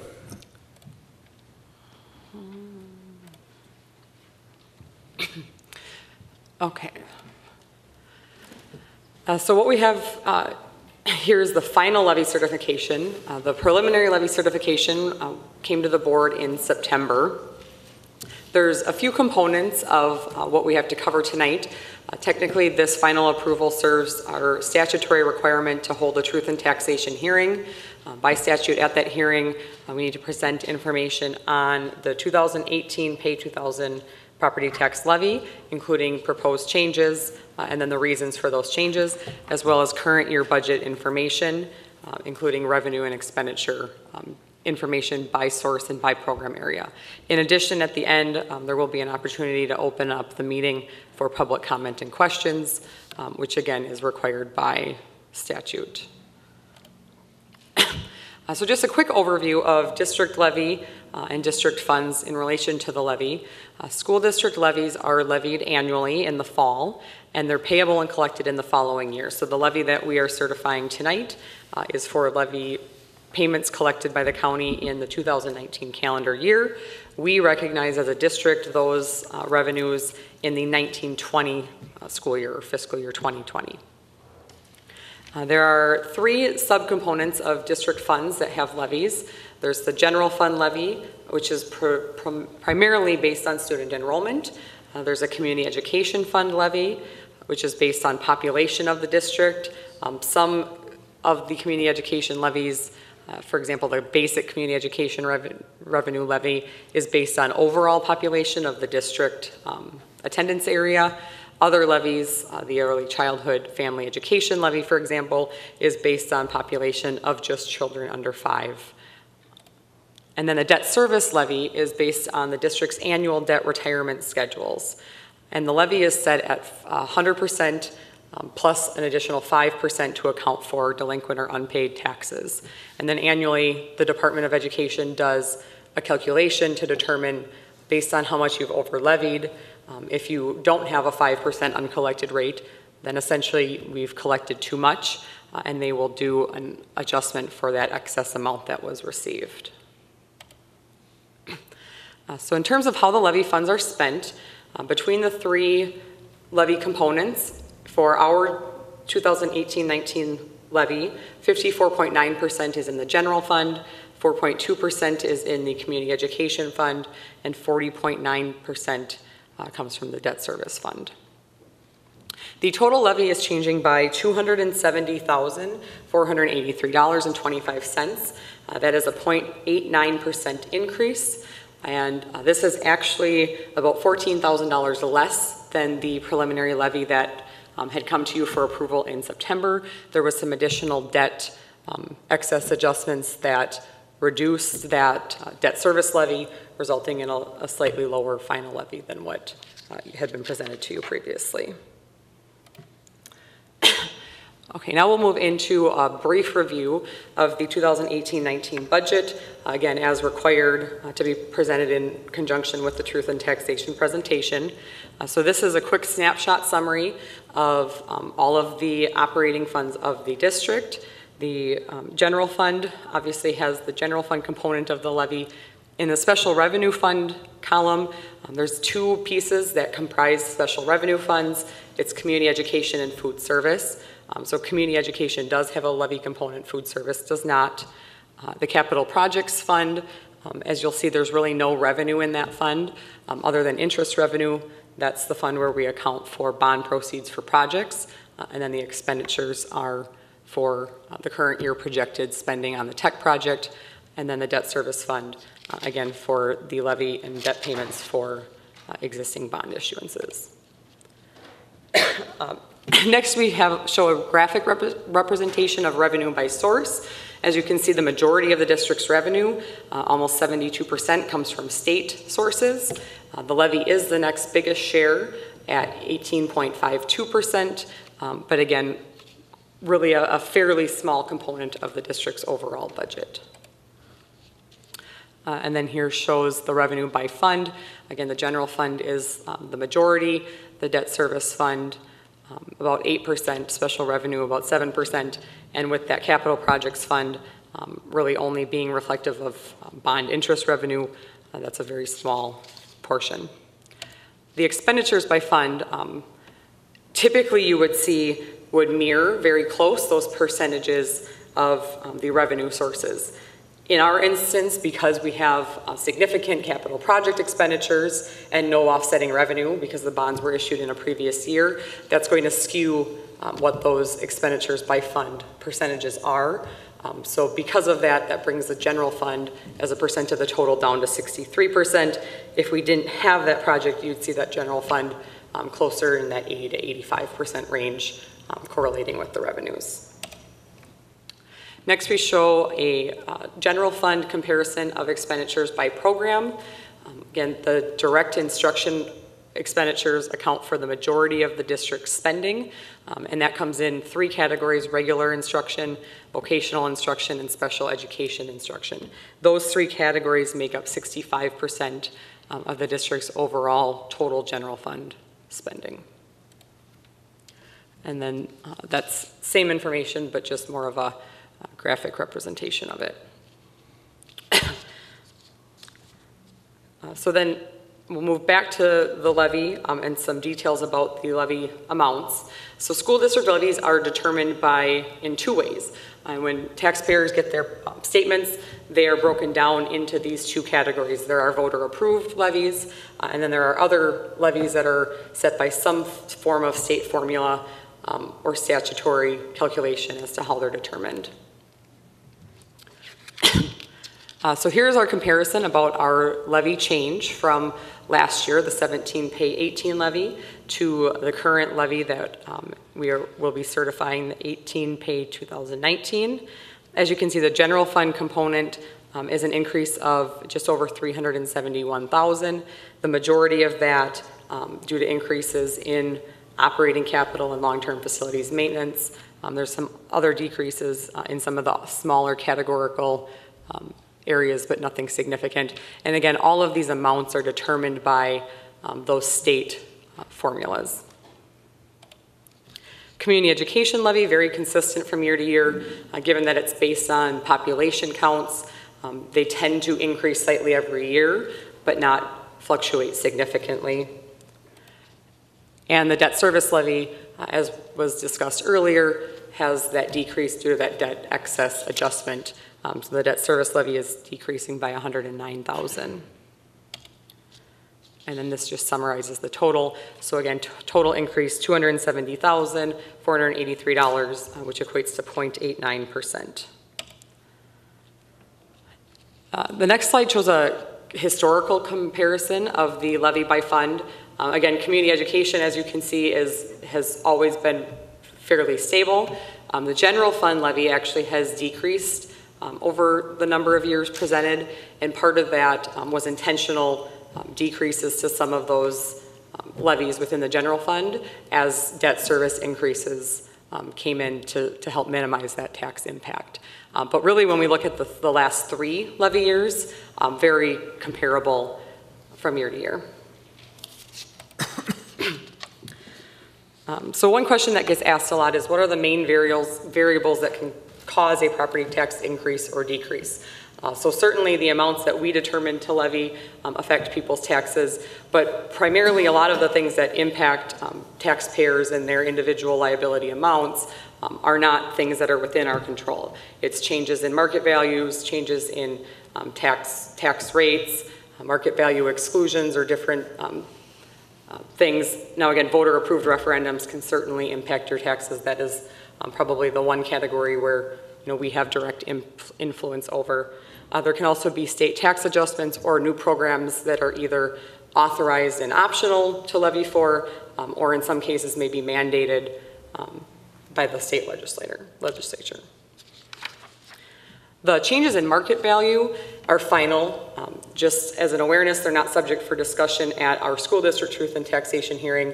We don't set the market values. Those get set by the county.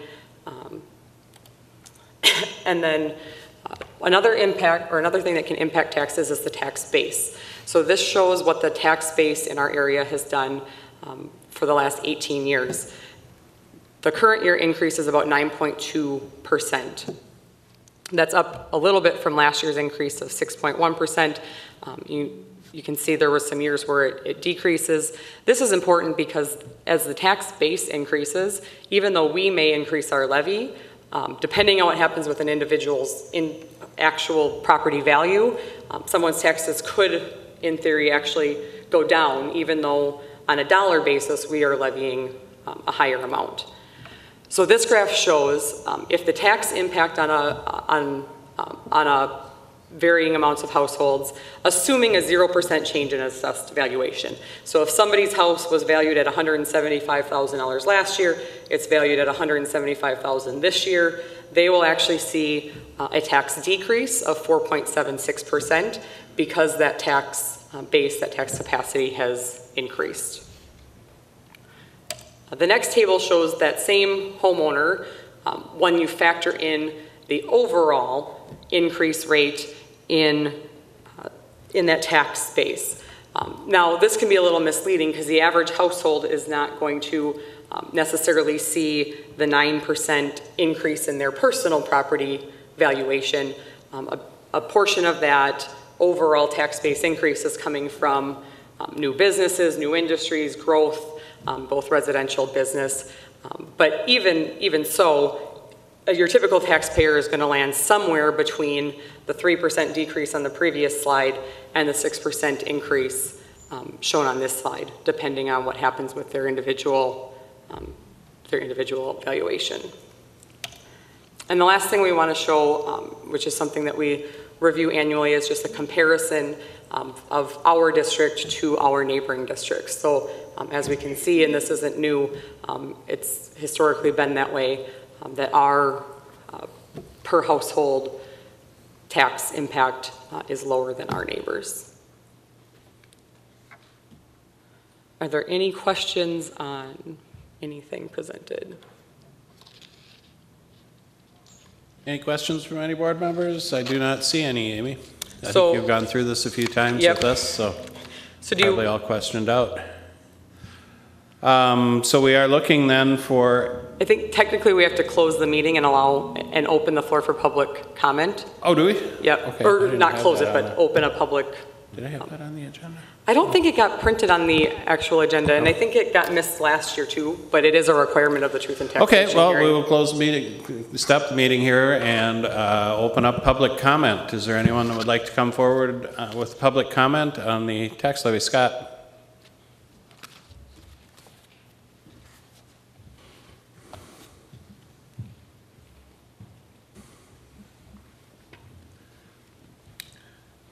Scott Andreasen, member of the Board Finance Committee. I'm concerned about what happens when Electrolux closes. And that tax base is going to take a big hit and change. Could Amy perhaps explain that? When Electrolux closes? Yeah, when Electrolux closes, there's going to be a big change in the commercial part of our tax revenue.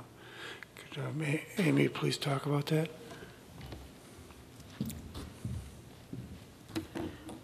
And I don't have the individual tax information to know how much, how big that is as a percent. However, given a year where we've been seeing some growth in capacity, I wouldn't anticipate that showing a significant decline in our tax base, given the size of our community. In smaller communities where they may have one or two really large commercial employers, a change in something like that can have a significant impact on the tax base. For a tax base as large as ours, that may result in a smaller increase or a modification to what it would have done otherwise.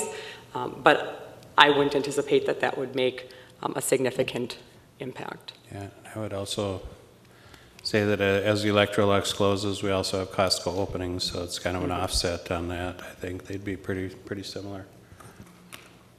Anyone else want to come forward for public input? Public input is now open. Last call for public input. Seeing that no one else is coming forward for public input, we will close public input and open the meeting back up. And now, Amy, you're looking for a motion to approve the 2018 payable 2019 final levy certification. Correct. So moved. Bruce Henches, and we have a second? Shannon, we have a second. So we have a motion and a second. Do we have any further discussion by members of the board? If not, Mr. Mose, would you call roll? Maker of the motion, Bruce Henches. Yes. Second maker of the motion, Shannon Hawes. Yes. Jerry Von Korf. Yes. Jeff Pulrice. Yes. Al Dahlgren. Yes. Bruce Mose, yes. Next on the agenda is proposed revisions. This is a second reading, proposed revisions to the Board of Education Governance Guide, and that would be Shannon Hawes is going to lead us through that. So this is coming to you for the second time. Know that this was posted onto Board Book just prior to us, the committee meeting again. So after the committee has met, we do have some adjustments that we want to add to it. Also know that as this comes to you as a second reading, we are bringing it forth to you not as a school district policy. We're bringing it forth as a governance guide after much discussion, but the committee is making sure the pieces that we felt very strongly needed to be included in board policies, that process is being taken care of, and we reviewed a policy 306, I believe, but are still working on the verbiage of that policy to make sure that we all are agreeing as we move the governance policy to a governance guide that we are comfortable with that process. So we just made a few changes that you will see on the attachment here in Board Book from feedback from our last board meeting. The strategic plan, we just reference it after the committee meeting, we decided it should have a brief paragraph talking about the strategic plan, as well as a link, because this is going to be an online document on our district website. So the strategic plan will have a link where you can just click on it then and pull up the strategic plan. And there's several other sections in the governance guide that will also have links, like the organizational chart, different sections that say see board policy, maybe 203, that will have a link on it as well. Then the last section, board protocols, I'm still waiting for any other input. And prior to the third reading of this, what we'll see is a small introduction paragraph. Al, you made a suggestion about Robert's rules being included in here. Is that right? I was just going to say, I think that we checked that, and actually it's in policy. Oh, it is a policy, yes, okay. Yes, it's in the yep. board policy. Are there any other interests in what to include in page 19? So I have a few comments. I don't know if Okay. anyone else does here or not first, but, okay, so the page 19, we'll get to that in a second. Okay. First of all, on the agenda planning committee, the description, I believe it says the agenda planning committee consists of 2 permanent board members, and then other members are encouraged to attend and participate. And the way that it's written, I believe we can't have more than 3 people attend an agenda planning committee and participating, can we, without it being a board meeting with a quorum? We technically could, because it's posted. But it's a bum idea. Right. Because people don't, if 4 people show up, the 3 people who didn't show up are kind of read out of whatever heck goes on. So I think your concern is well, my suggestion is that we would change that to say something to the tune of the agenda planning committee consists of 2 permanent board members, the board chair and the board vice chair. In addition to the chair and vice chair, 1 other board member will be appointed each month on a scheduled rotation of all remaining board members to attend the agenda planning meetings as a primary member. That way it would be the 3, and it addresses what we do right now is with the rotation of the 3rd. I completely agree, yes. So that was one change that I think should be done in there. Second thing that I would recommend, and that's in the Community Linkages and Engagement Committee. Somewhere in there I would like to see something about developing strategies to engage, promote inclusivity with outlying communities on a regular basis, to communicate openly and freely with city governments and city governments and groups from all district communities to provide input to the board on the wishes and needs of these communities. It addresses a lot about particular communities within the district, but it really doesn't, geographical communities, it isn't really addressing that. And I think one of the shortcomings of the board is that we tend to focus on St. Cloud, and even Waite Park can get a little lost, you know, when we talk with city leaders and stuff. Even Waite Park can get lost in the shuffle, but it needs to include St. Augusta and St. Joseph and Clearwater and Clear Lake and some of these other communities. And I think the Linkages Committee should be the committee that really drives that communication, or that really opens those roads. So I'm agreeing with all that. Are we comfortable that we're sort of changing some wording on the committees, although is this the proper place to adopt that?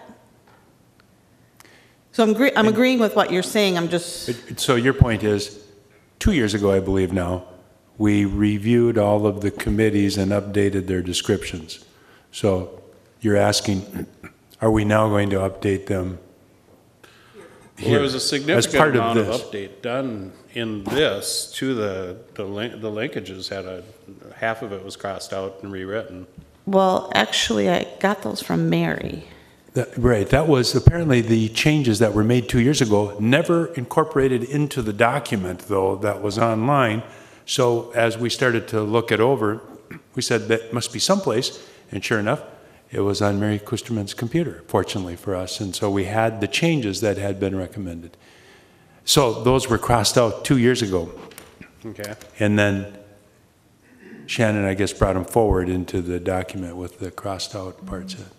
So Al, I support what you're saying, and I agree with you on both of those items. Are we comfortable here in this? Is that okay, that we're here talking about the governance? Is that fine? I think so. That's where Okay. it's done. I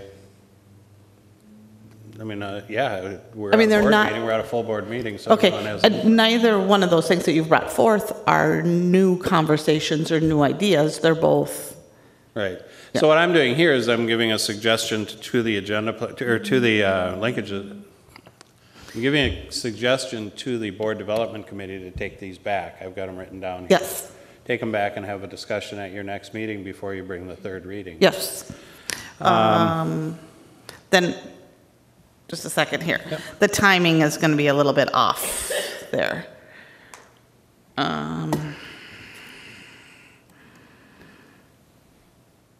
We Well, need to push it back can- the third reading. It then. doesn't have to come back at the next board meeting for a third reading. It could come back after the Okay. next Okay. committee meeting. So the page 19 or whatever it was, the board member protocols, I think they're pretty well covered in section 209 of the board policies.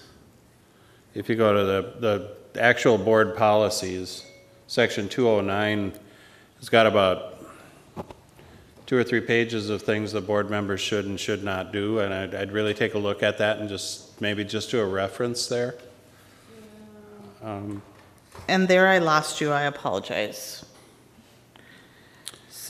That's the one you were asking, right, when we started here, you were asking for additional suggestions? Yes. And I thought maybe that section, that whole section could just be removed and reference board policy. You want to remove the protocols, or, okay, and where can I find them? Under school board, in board policies. Yes, 209, I think it is. Are they verbatim? So you're changing the protocol into a policy? No, he's saying the policy exists already. I'm saying We're the calling it policy's a already protocol there. If you now, look at but it's 209, already in there's a policy. long list of board members should do this, and conflict resolution, and all kinds of things listed in the policy manual. And so we could just reference that. Take a look at it. Okay, some of them, and maybe they even are, but some of them, like talking about, CCing the superintendent. Are those in board policies, and I've just never actually run across them? It is written in the board policy that you should realize, if you're a board member, that you work through the superintendent and include the superintendent in all communications, not around the superintendent. And so it's pretty clearly spelled out in there. Okay, So I would take a look at at those. And my last thing was on the board conflict resolution. It listed the second one was, okay, so the first thing was you talk to the board member. Number 2 is that you have a meeting of the board, or you talk about it at a board meeting, or I'm not, I'm on my own sheet right here. It's under board.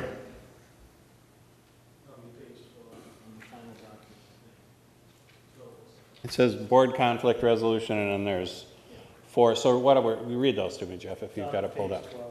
Conversation in a private setting between the mayor and the board chair. Yep. Discussion by full board. Yep. Then it goes on. Well, keep on. Where conduct involves potential legal violation of obtaining the advice of counsel. Yep. 4th one's discussion in a public meeting. Correct, so stop there. So number 2 is to have a full board discussion, and number 4 is to have a full board discussion at a public meeting. And I want to say that you cannot have a full board discussion unless it's at a public meeting. So number 2 is kind of invalid and should really be like number 1 should be a conversation with the board member. Number 2 should be a committee would review it. So maybe you'd have a review by the board governance committee or a discussion in the governance committee. Number 3, speak to legal counsel. Number 4, have a full board discussion at a public meeting. Excuse me, Mr. Chair, but that is from a policy that exists right now, I believe. The way conflicts are handled, I think, is in one of the board policies. So we probably need to change the policy. Better check the policy, right? Yeah. And I would agree that I don't think it was the intention of the committee in the protocol section to repeat things that are already written in policy. It's to, if my memory is right, it was to kind of be an advice column, you might say, on things that aren't necessarily written down, but that are accepted practices of the board. So that's probably a good thing to go back on. I would check that because you can't have a full board discussion without having a public meeting. So number 2 and number 4 would be the same. So those are my thoughts. Shannon, yes, Jerry. Oh. No, I'm going to pass this down to Shannon so that she can have my notes there. Were you going to say something regarding this topic, Jerry? Okay. Well, Jerry. I went to. By this topic, I mean the overall policy. Yes. Yes, I am. Okay. So I just wanted to point out what is an important part of this 6A, compliance with high legal and ethical standards. This document mostly was material that doesn't need to be a policy. And so we're going to unpolicy it, which requires a vote of the board after 3 hearings. But I think we are agreed that 6A needs to stay policy, and we've talked about where the heck it should go, and we've tried it out in the personnel. Yep, and the problem with that is this is broader than that, so we're finding a different place for it. And my feeling is that all we need to do with 6A is give it a number because it's already policy. But I would hope that the next board would not accidentally turn this all to policy, to non-policy, without at least simultaneously putting this somewhere else so that it doesn't disappear. And just to clarify, it's in the revised vision, you're talking about 5A, I believe. Yeah, you may be right. I'm looking at the one with all the yellow compliance in with it. high legal act. It's one paragraph. Right. Under core operating principles, compliance with high legal and ethical standards. Yep. That's all I have. I would just like to say that I would like to commend Board Member Haas for her leadership in redoing this, whatever we're going to call it, guide for new board members. I think most of us agreed that while it's been here for us, few of us as new board members actually knew it existed, where it was, and how to use it. And I think that when you are finished with it, it's going to be much more valuable to members of the board, particularly new members, but any board member to come in and have a one-stop shop, you might say, to find out the things that board members should know. So thanks for your work on it, Shannon. Yeah, thank you guys very much. I'm going to miss our great conversations. Any other comments on this? Well, actually, so just to clarify then, can we please push back the third reading until after the committee meets again? Okay, we'll move on then to the reports. First of all, the superintendent's report. Superintendent Willie Jett. Good evening, Chair Dahlgren, members of the board, and I can see. I'm wearing glasses, okay? Fifth grade students in District 742 were asked by the United Way of Central Minnesota to write an essay on what they do to make a positive impact and help others in their community. Students submitted essays, and 1 grand prize winner and 4 runner-ups were chosen. Congratulations to the following students. The grand prize winner, Addison Petty from Clearview. Runner-ups, Lane McIntyre from Kennedy, Elias Iao from Madison, Finley Welch from Oak Hill, and Salafu Camara from Lincoln. Second, the annual Educational Support Staff Awards event, sponsored by Resource Training and Solutions, was held on November 14th with over 340 people attending. Schools and districts across Resource's Central Minnesota region nominate award recipients based on suggested criteria that includes knowledge of work responsibilities, demonstration of safety, cultivation of respect, acting as a positive role model, displaying genuine concern for others, and making a difference in the lives of students, staff, and the community. Our District 742 recipients were Bruce Brantley from South Junior High, Michelle Homerding from North Junior High, Jill Clint from Clearview Elementary, Lori Pass from South Junior High, Laura Schlangen from South Junior High, and Jane Weiss from South Junior High. Also, each year the St. Cloud Times names outstanding athletes from the Central Lakes Conference to the all-area teams for each sport. Each player named to the all-area team is nominated for the Player of the Year. And I'd just like to say congratulations to all the district students who were named to all-area teams. We said this once, but it's worth saying one more time.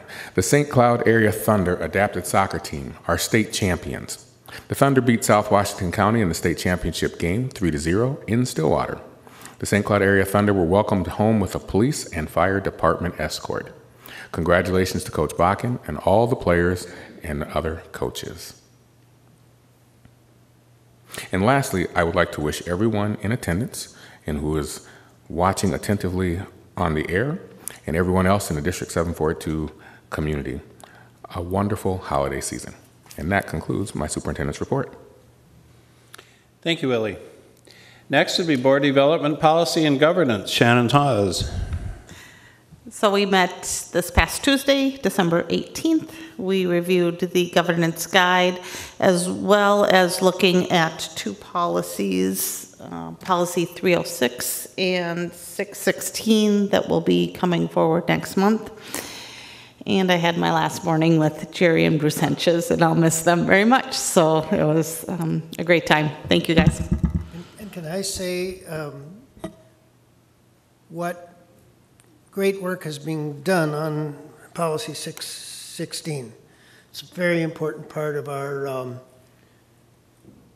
mission, and it was left over from the Profiles of Learning 2001, and it took a lot of work, and the work I think the new board will find was superbly done. Thank you. Next is Community Linkages and Engagement. Bruce Mose. You have in front of you the 2 documents that I've put there earlier in the evening. Looking at the minutes for our last meeting, was a presentation from United Way, Daniel Larson and Lauren Van Gerpen. I think you can read through those and see what the themes that were discussed. Poverty rates led it off. A new pilot program called Resource Navigator Services was reported out. Extended hours for the FACT Weekend Backpack Program. They talked about some new hires that are now assisting at our schools at Coreyview, and it was reported out. United Way reported out a bingo night at Discovery, which was very well attended, and another one last month. Both Centricare, Stearns County Social Services are on site at Lincoln. We had a discussion about how does United Way measure success. And their success rates are measured by transition rate or mobility rate participation, as well as reading and math scores. Conference attendance by parents will be worked out in the future. Summer United at Lincoln and Discovery was a success. That was from a grant from the Department of Education through the Community Foundation. And Hoya Moms Hours at Discovery, which also is a pilot program, and it is gaining some traction with parents at that school. Second document I gave to you was just a summation document for the 2017 as well as 2018 activities of the Linkage and Engagement Committee. In 2018, we had 6 linkage presentations, including the one just last week from United Way. We had 13 community public engagement outreaches in which 1 or more board members were in attendance at those events listed. And then in 2017, we had 7 of those linkage presentations so noted in the outline. So that would be the end of my report. Thank you, Bruce. Next up is Finance and Audit Committee, Jeff Polreis. We last met December 13th. Present was Al Dahlgren, Willie Jett, myself, Monica Sakura Schwartz, Amy Skullerud, Scott Andreasen, Gary Ganji. We also had some distinguished guests. Kyle Walter from ICS, Mike Spanier, Charlie Eisenreich, Mackenzie Hennel from Cunningham Group. We did have some observers there, Jenny Burke from the St. Cloud Times, and many Wilson area neighbors. We talked about the tech updates, so I'm not going to rehash that. We talked about Wilson, and Al summarized that tonight. The next item that we did talk about was community eligibility. Amy reviewed handouts detailing information from Minnesota districts who are participating in this program, as well as how other participation would affect our district. She noted that the decrease in free and reduced counts in participating districts may be due to families not completing the application, as there is no incentive for them to do so.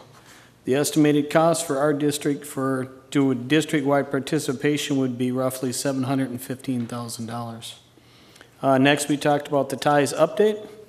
Amy reported that TIES received an offer for their building, and the estimated amount that will be returned to us as partial owners will be between $80,000 and $90,000, and then we are completely out of that. We also talked about board member compensation. The committee discussed board members on the committee support going back to the monthly amount paid to board members prior to the 10% reduction, which happened somewhere around 2008, 2009. End of my report. Next would be the Legislative Committee, Bruce Henches. Mr. Chair and board members, I've just passing around here the legislative platform from AMSD for your review.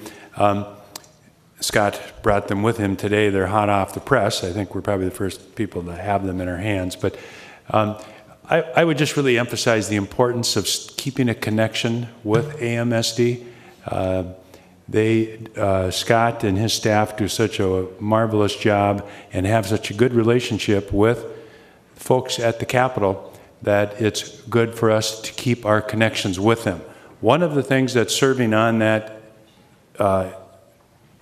board of directors and on the legislative committee down there has made me aware of is that while we have many things in common with the districts that make up AMSD, every district is a little bit different. And the things that are most important to us aren't going to necessarily be most important to the next district. And I think it's important for us to work in conjunction with them to move public education forward at the Capitol in the most effective way that we can. And so I hope that we'll have a strong representation on AMSD again starting next year.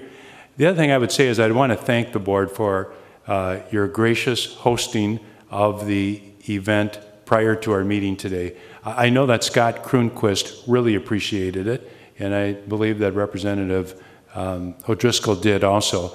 And it was good for Scott to come up and see the board of District 742 in action, and I think, again, that helps the relationship between St. Cloud and the metropolitan area. So thank you. Jeff. Bruce, I had a question. Later on tonight, we're going to talk about January work session topics. On there is the 2019 legislative platform. What timing do you see best to bring the legislative platform back up? Because that's going to be really quick before that committee even meets, I think. Well, the session begins on January 4th, I believe. So, right, we're behind in reality, but there aren't going to be any major votes taken in the first couple of months of the legislative session. So it would be important for the legislative committee to bring forward a platform. I think it's important to have unanimous board approval, whatever we're going to have, and then you might be able to get all the legislators together on a Friday, especially early in the session, because they tend to not be in meetings at that time here in St. Cloud. But otherwise, we'll need to take the message to them in some capacity to let them know what's important for us. Okay. Thanks.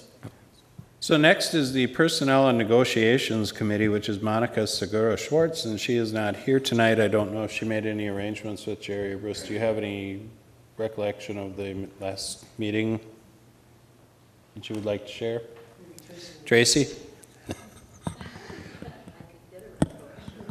Let's skip over that, and we'll come back to you, and let's do the Achievement, Integration, and Equity Committee. Jerry Von Korf. Mr. Chair, we met also on the 18th, right? And as you may recall, those of you who were there, when a couple retreats ago, there was a substantial debate on whether this committee should exist. And I know that Bruce Hentges eloquently spoke in favor of keeping the committee, and so we resolved to try and solve some of the issues that caused other people to say that the committee should go away. And so I asked the committee, the two of us that were there, and the folks from the staff who join us, to just have a discussion about how the heck did it go this year, and where if any changes ought to be made.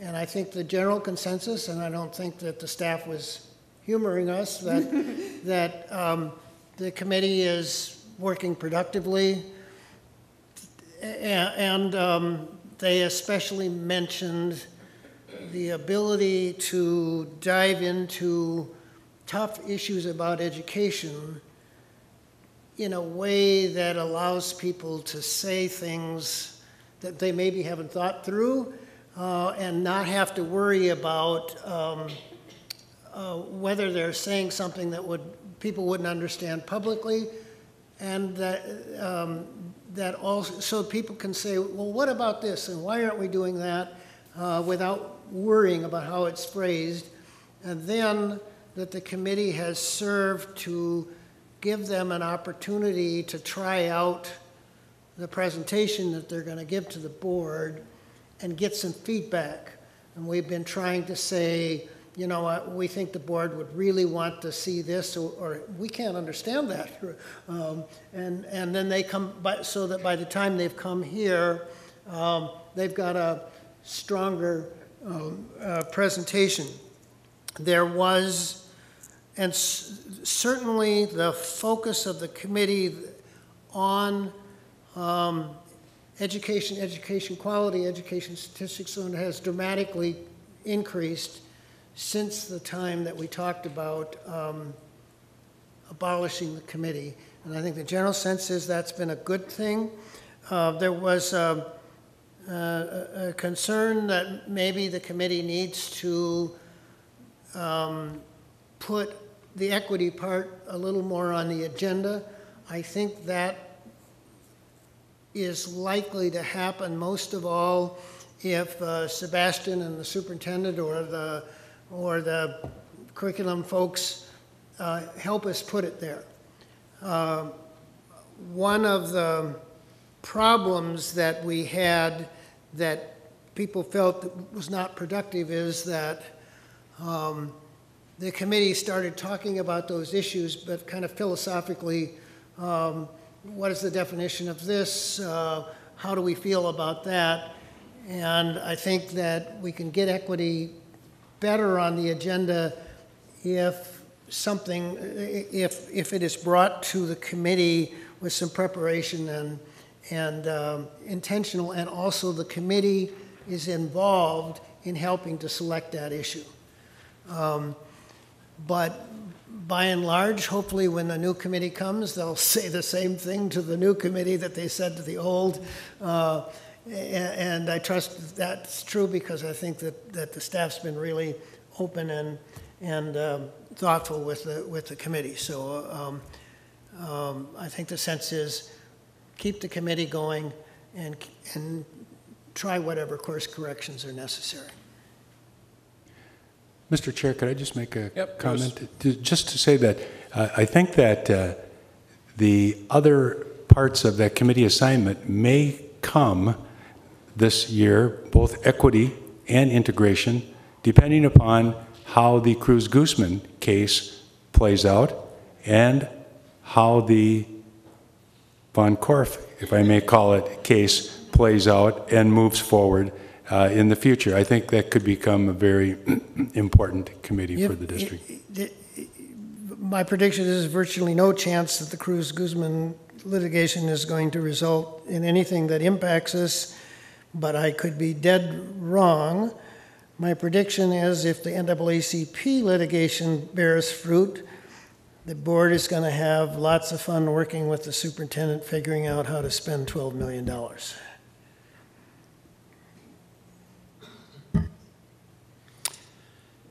Next up is the Personnel and Negotiations Committee, and we're going to have Tracy give us a short update on that. Sure. We discussed two positions that we asked to be considered to be adding. One was the Joint Powers Director. Amy Scallerwood presented about some new information from MDE related to our Joint Powers program and the need to have a director overseeing all of our partners in that work. The second position was related to our research and data department under the esteemed leadership of Dr. Huff. That department has generated more and more work and has a need for an assistant in that department. Both of those were favorably reviewed by the committee. And then lastly, we looked at the superintendent evaluation procedures so that we had documented the process. And those are being reviewed by the Personnel Committee now. Thank you, Tracy. So next we move into future agenda items, and at this point we do not have any future meetings scheduled. We do that at our reorganization, other than our reorganization meeting, which is on the 7th of January. At that time we schedule all of our future meetings. It's my best guess that our next work session will be on January 9th at the district office at 6:30 p.m. That would be following the schedule we followed for many years. And at that meeting, our agenda should include a new tech high school update, social emotional learning update, and the 2019 legislative platform discussion with the entire board. Is there any? Yes, Jerry. I just want to mention that Scott Kronquist and I had a kind of dialogue in connection with this other matter that Bruce just mentioned. And in the course of that, he said that the members were surveyed on what to do about this question of how much of the special education deficit should we go after. And the survey came back equally split. There was half of them that said, you need to go for the whole thing, and half of them said, no, go the other way. That's about where our board's at, too. If there's nothing else on the agenda, we will say farewell to our 3 board members that are done and close this meeting. The meeting is adjourned. Thank you.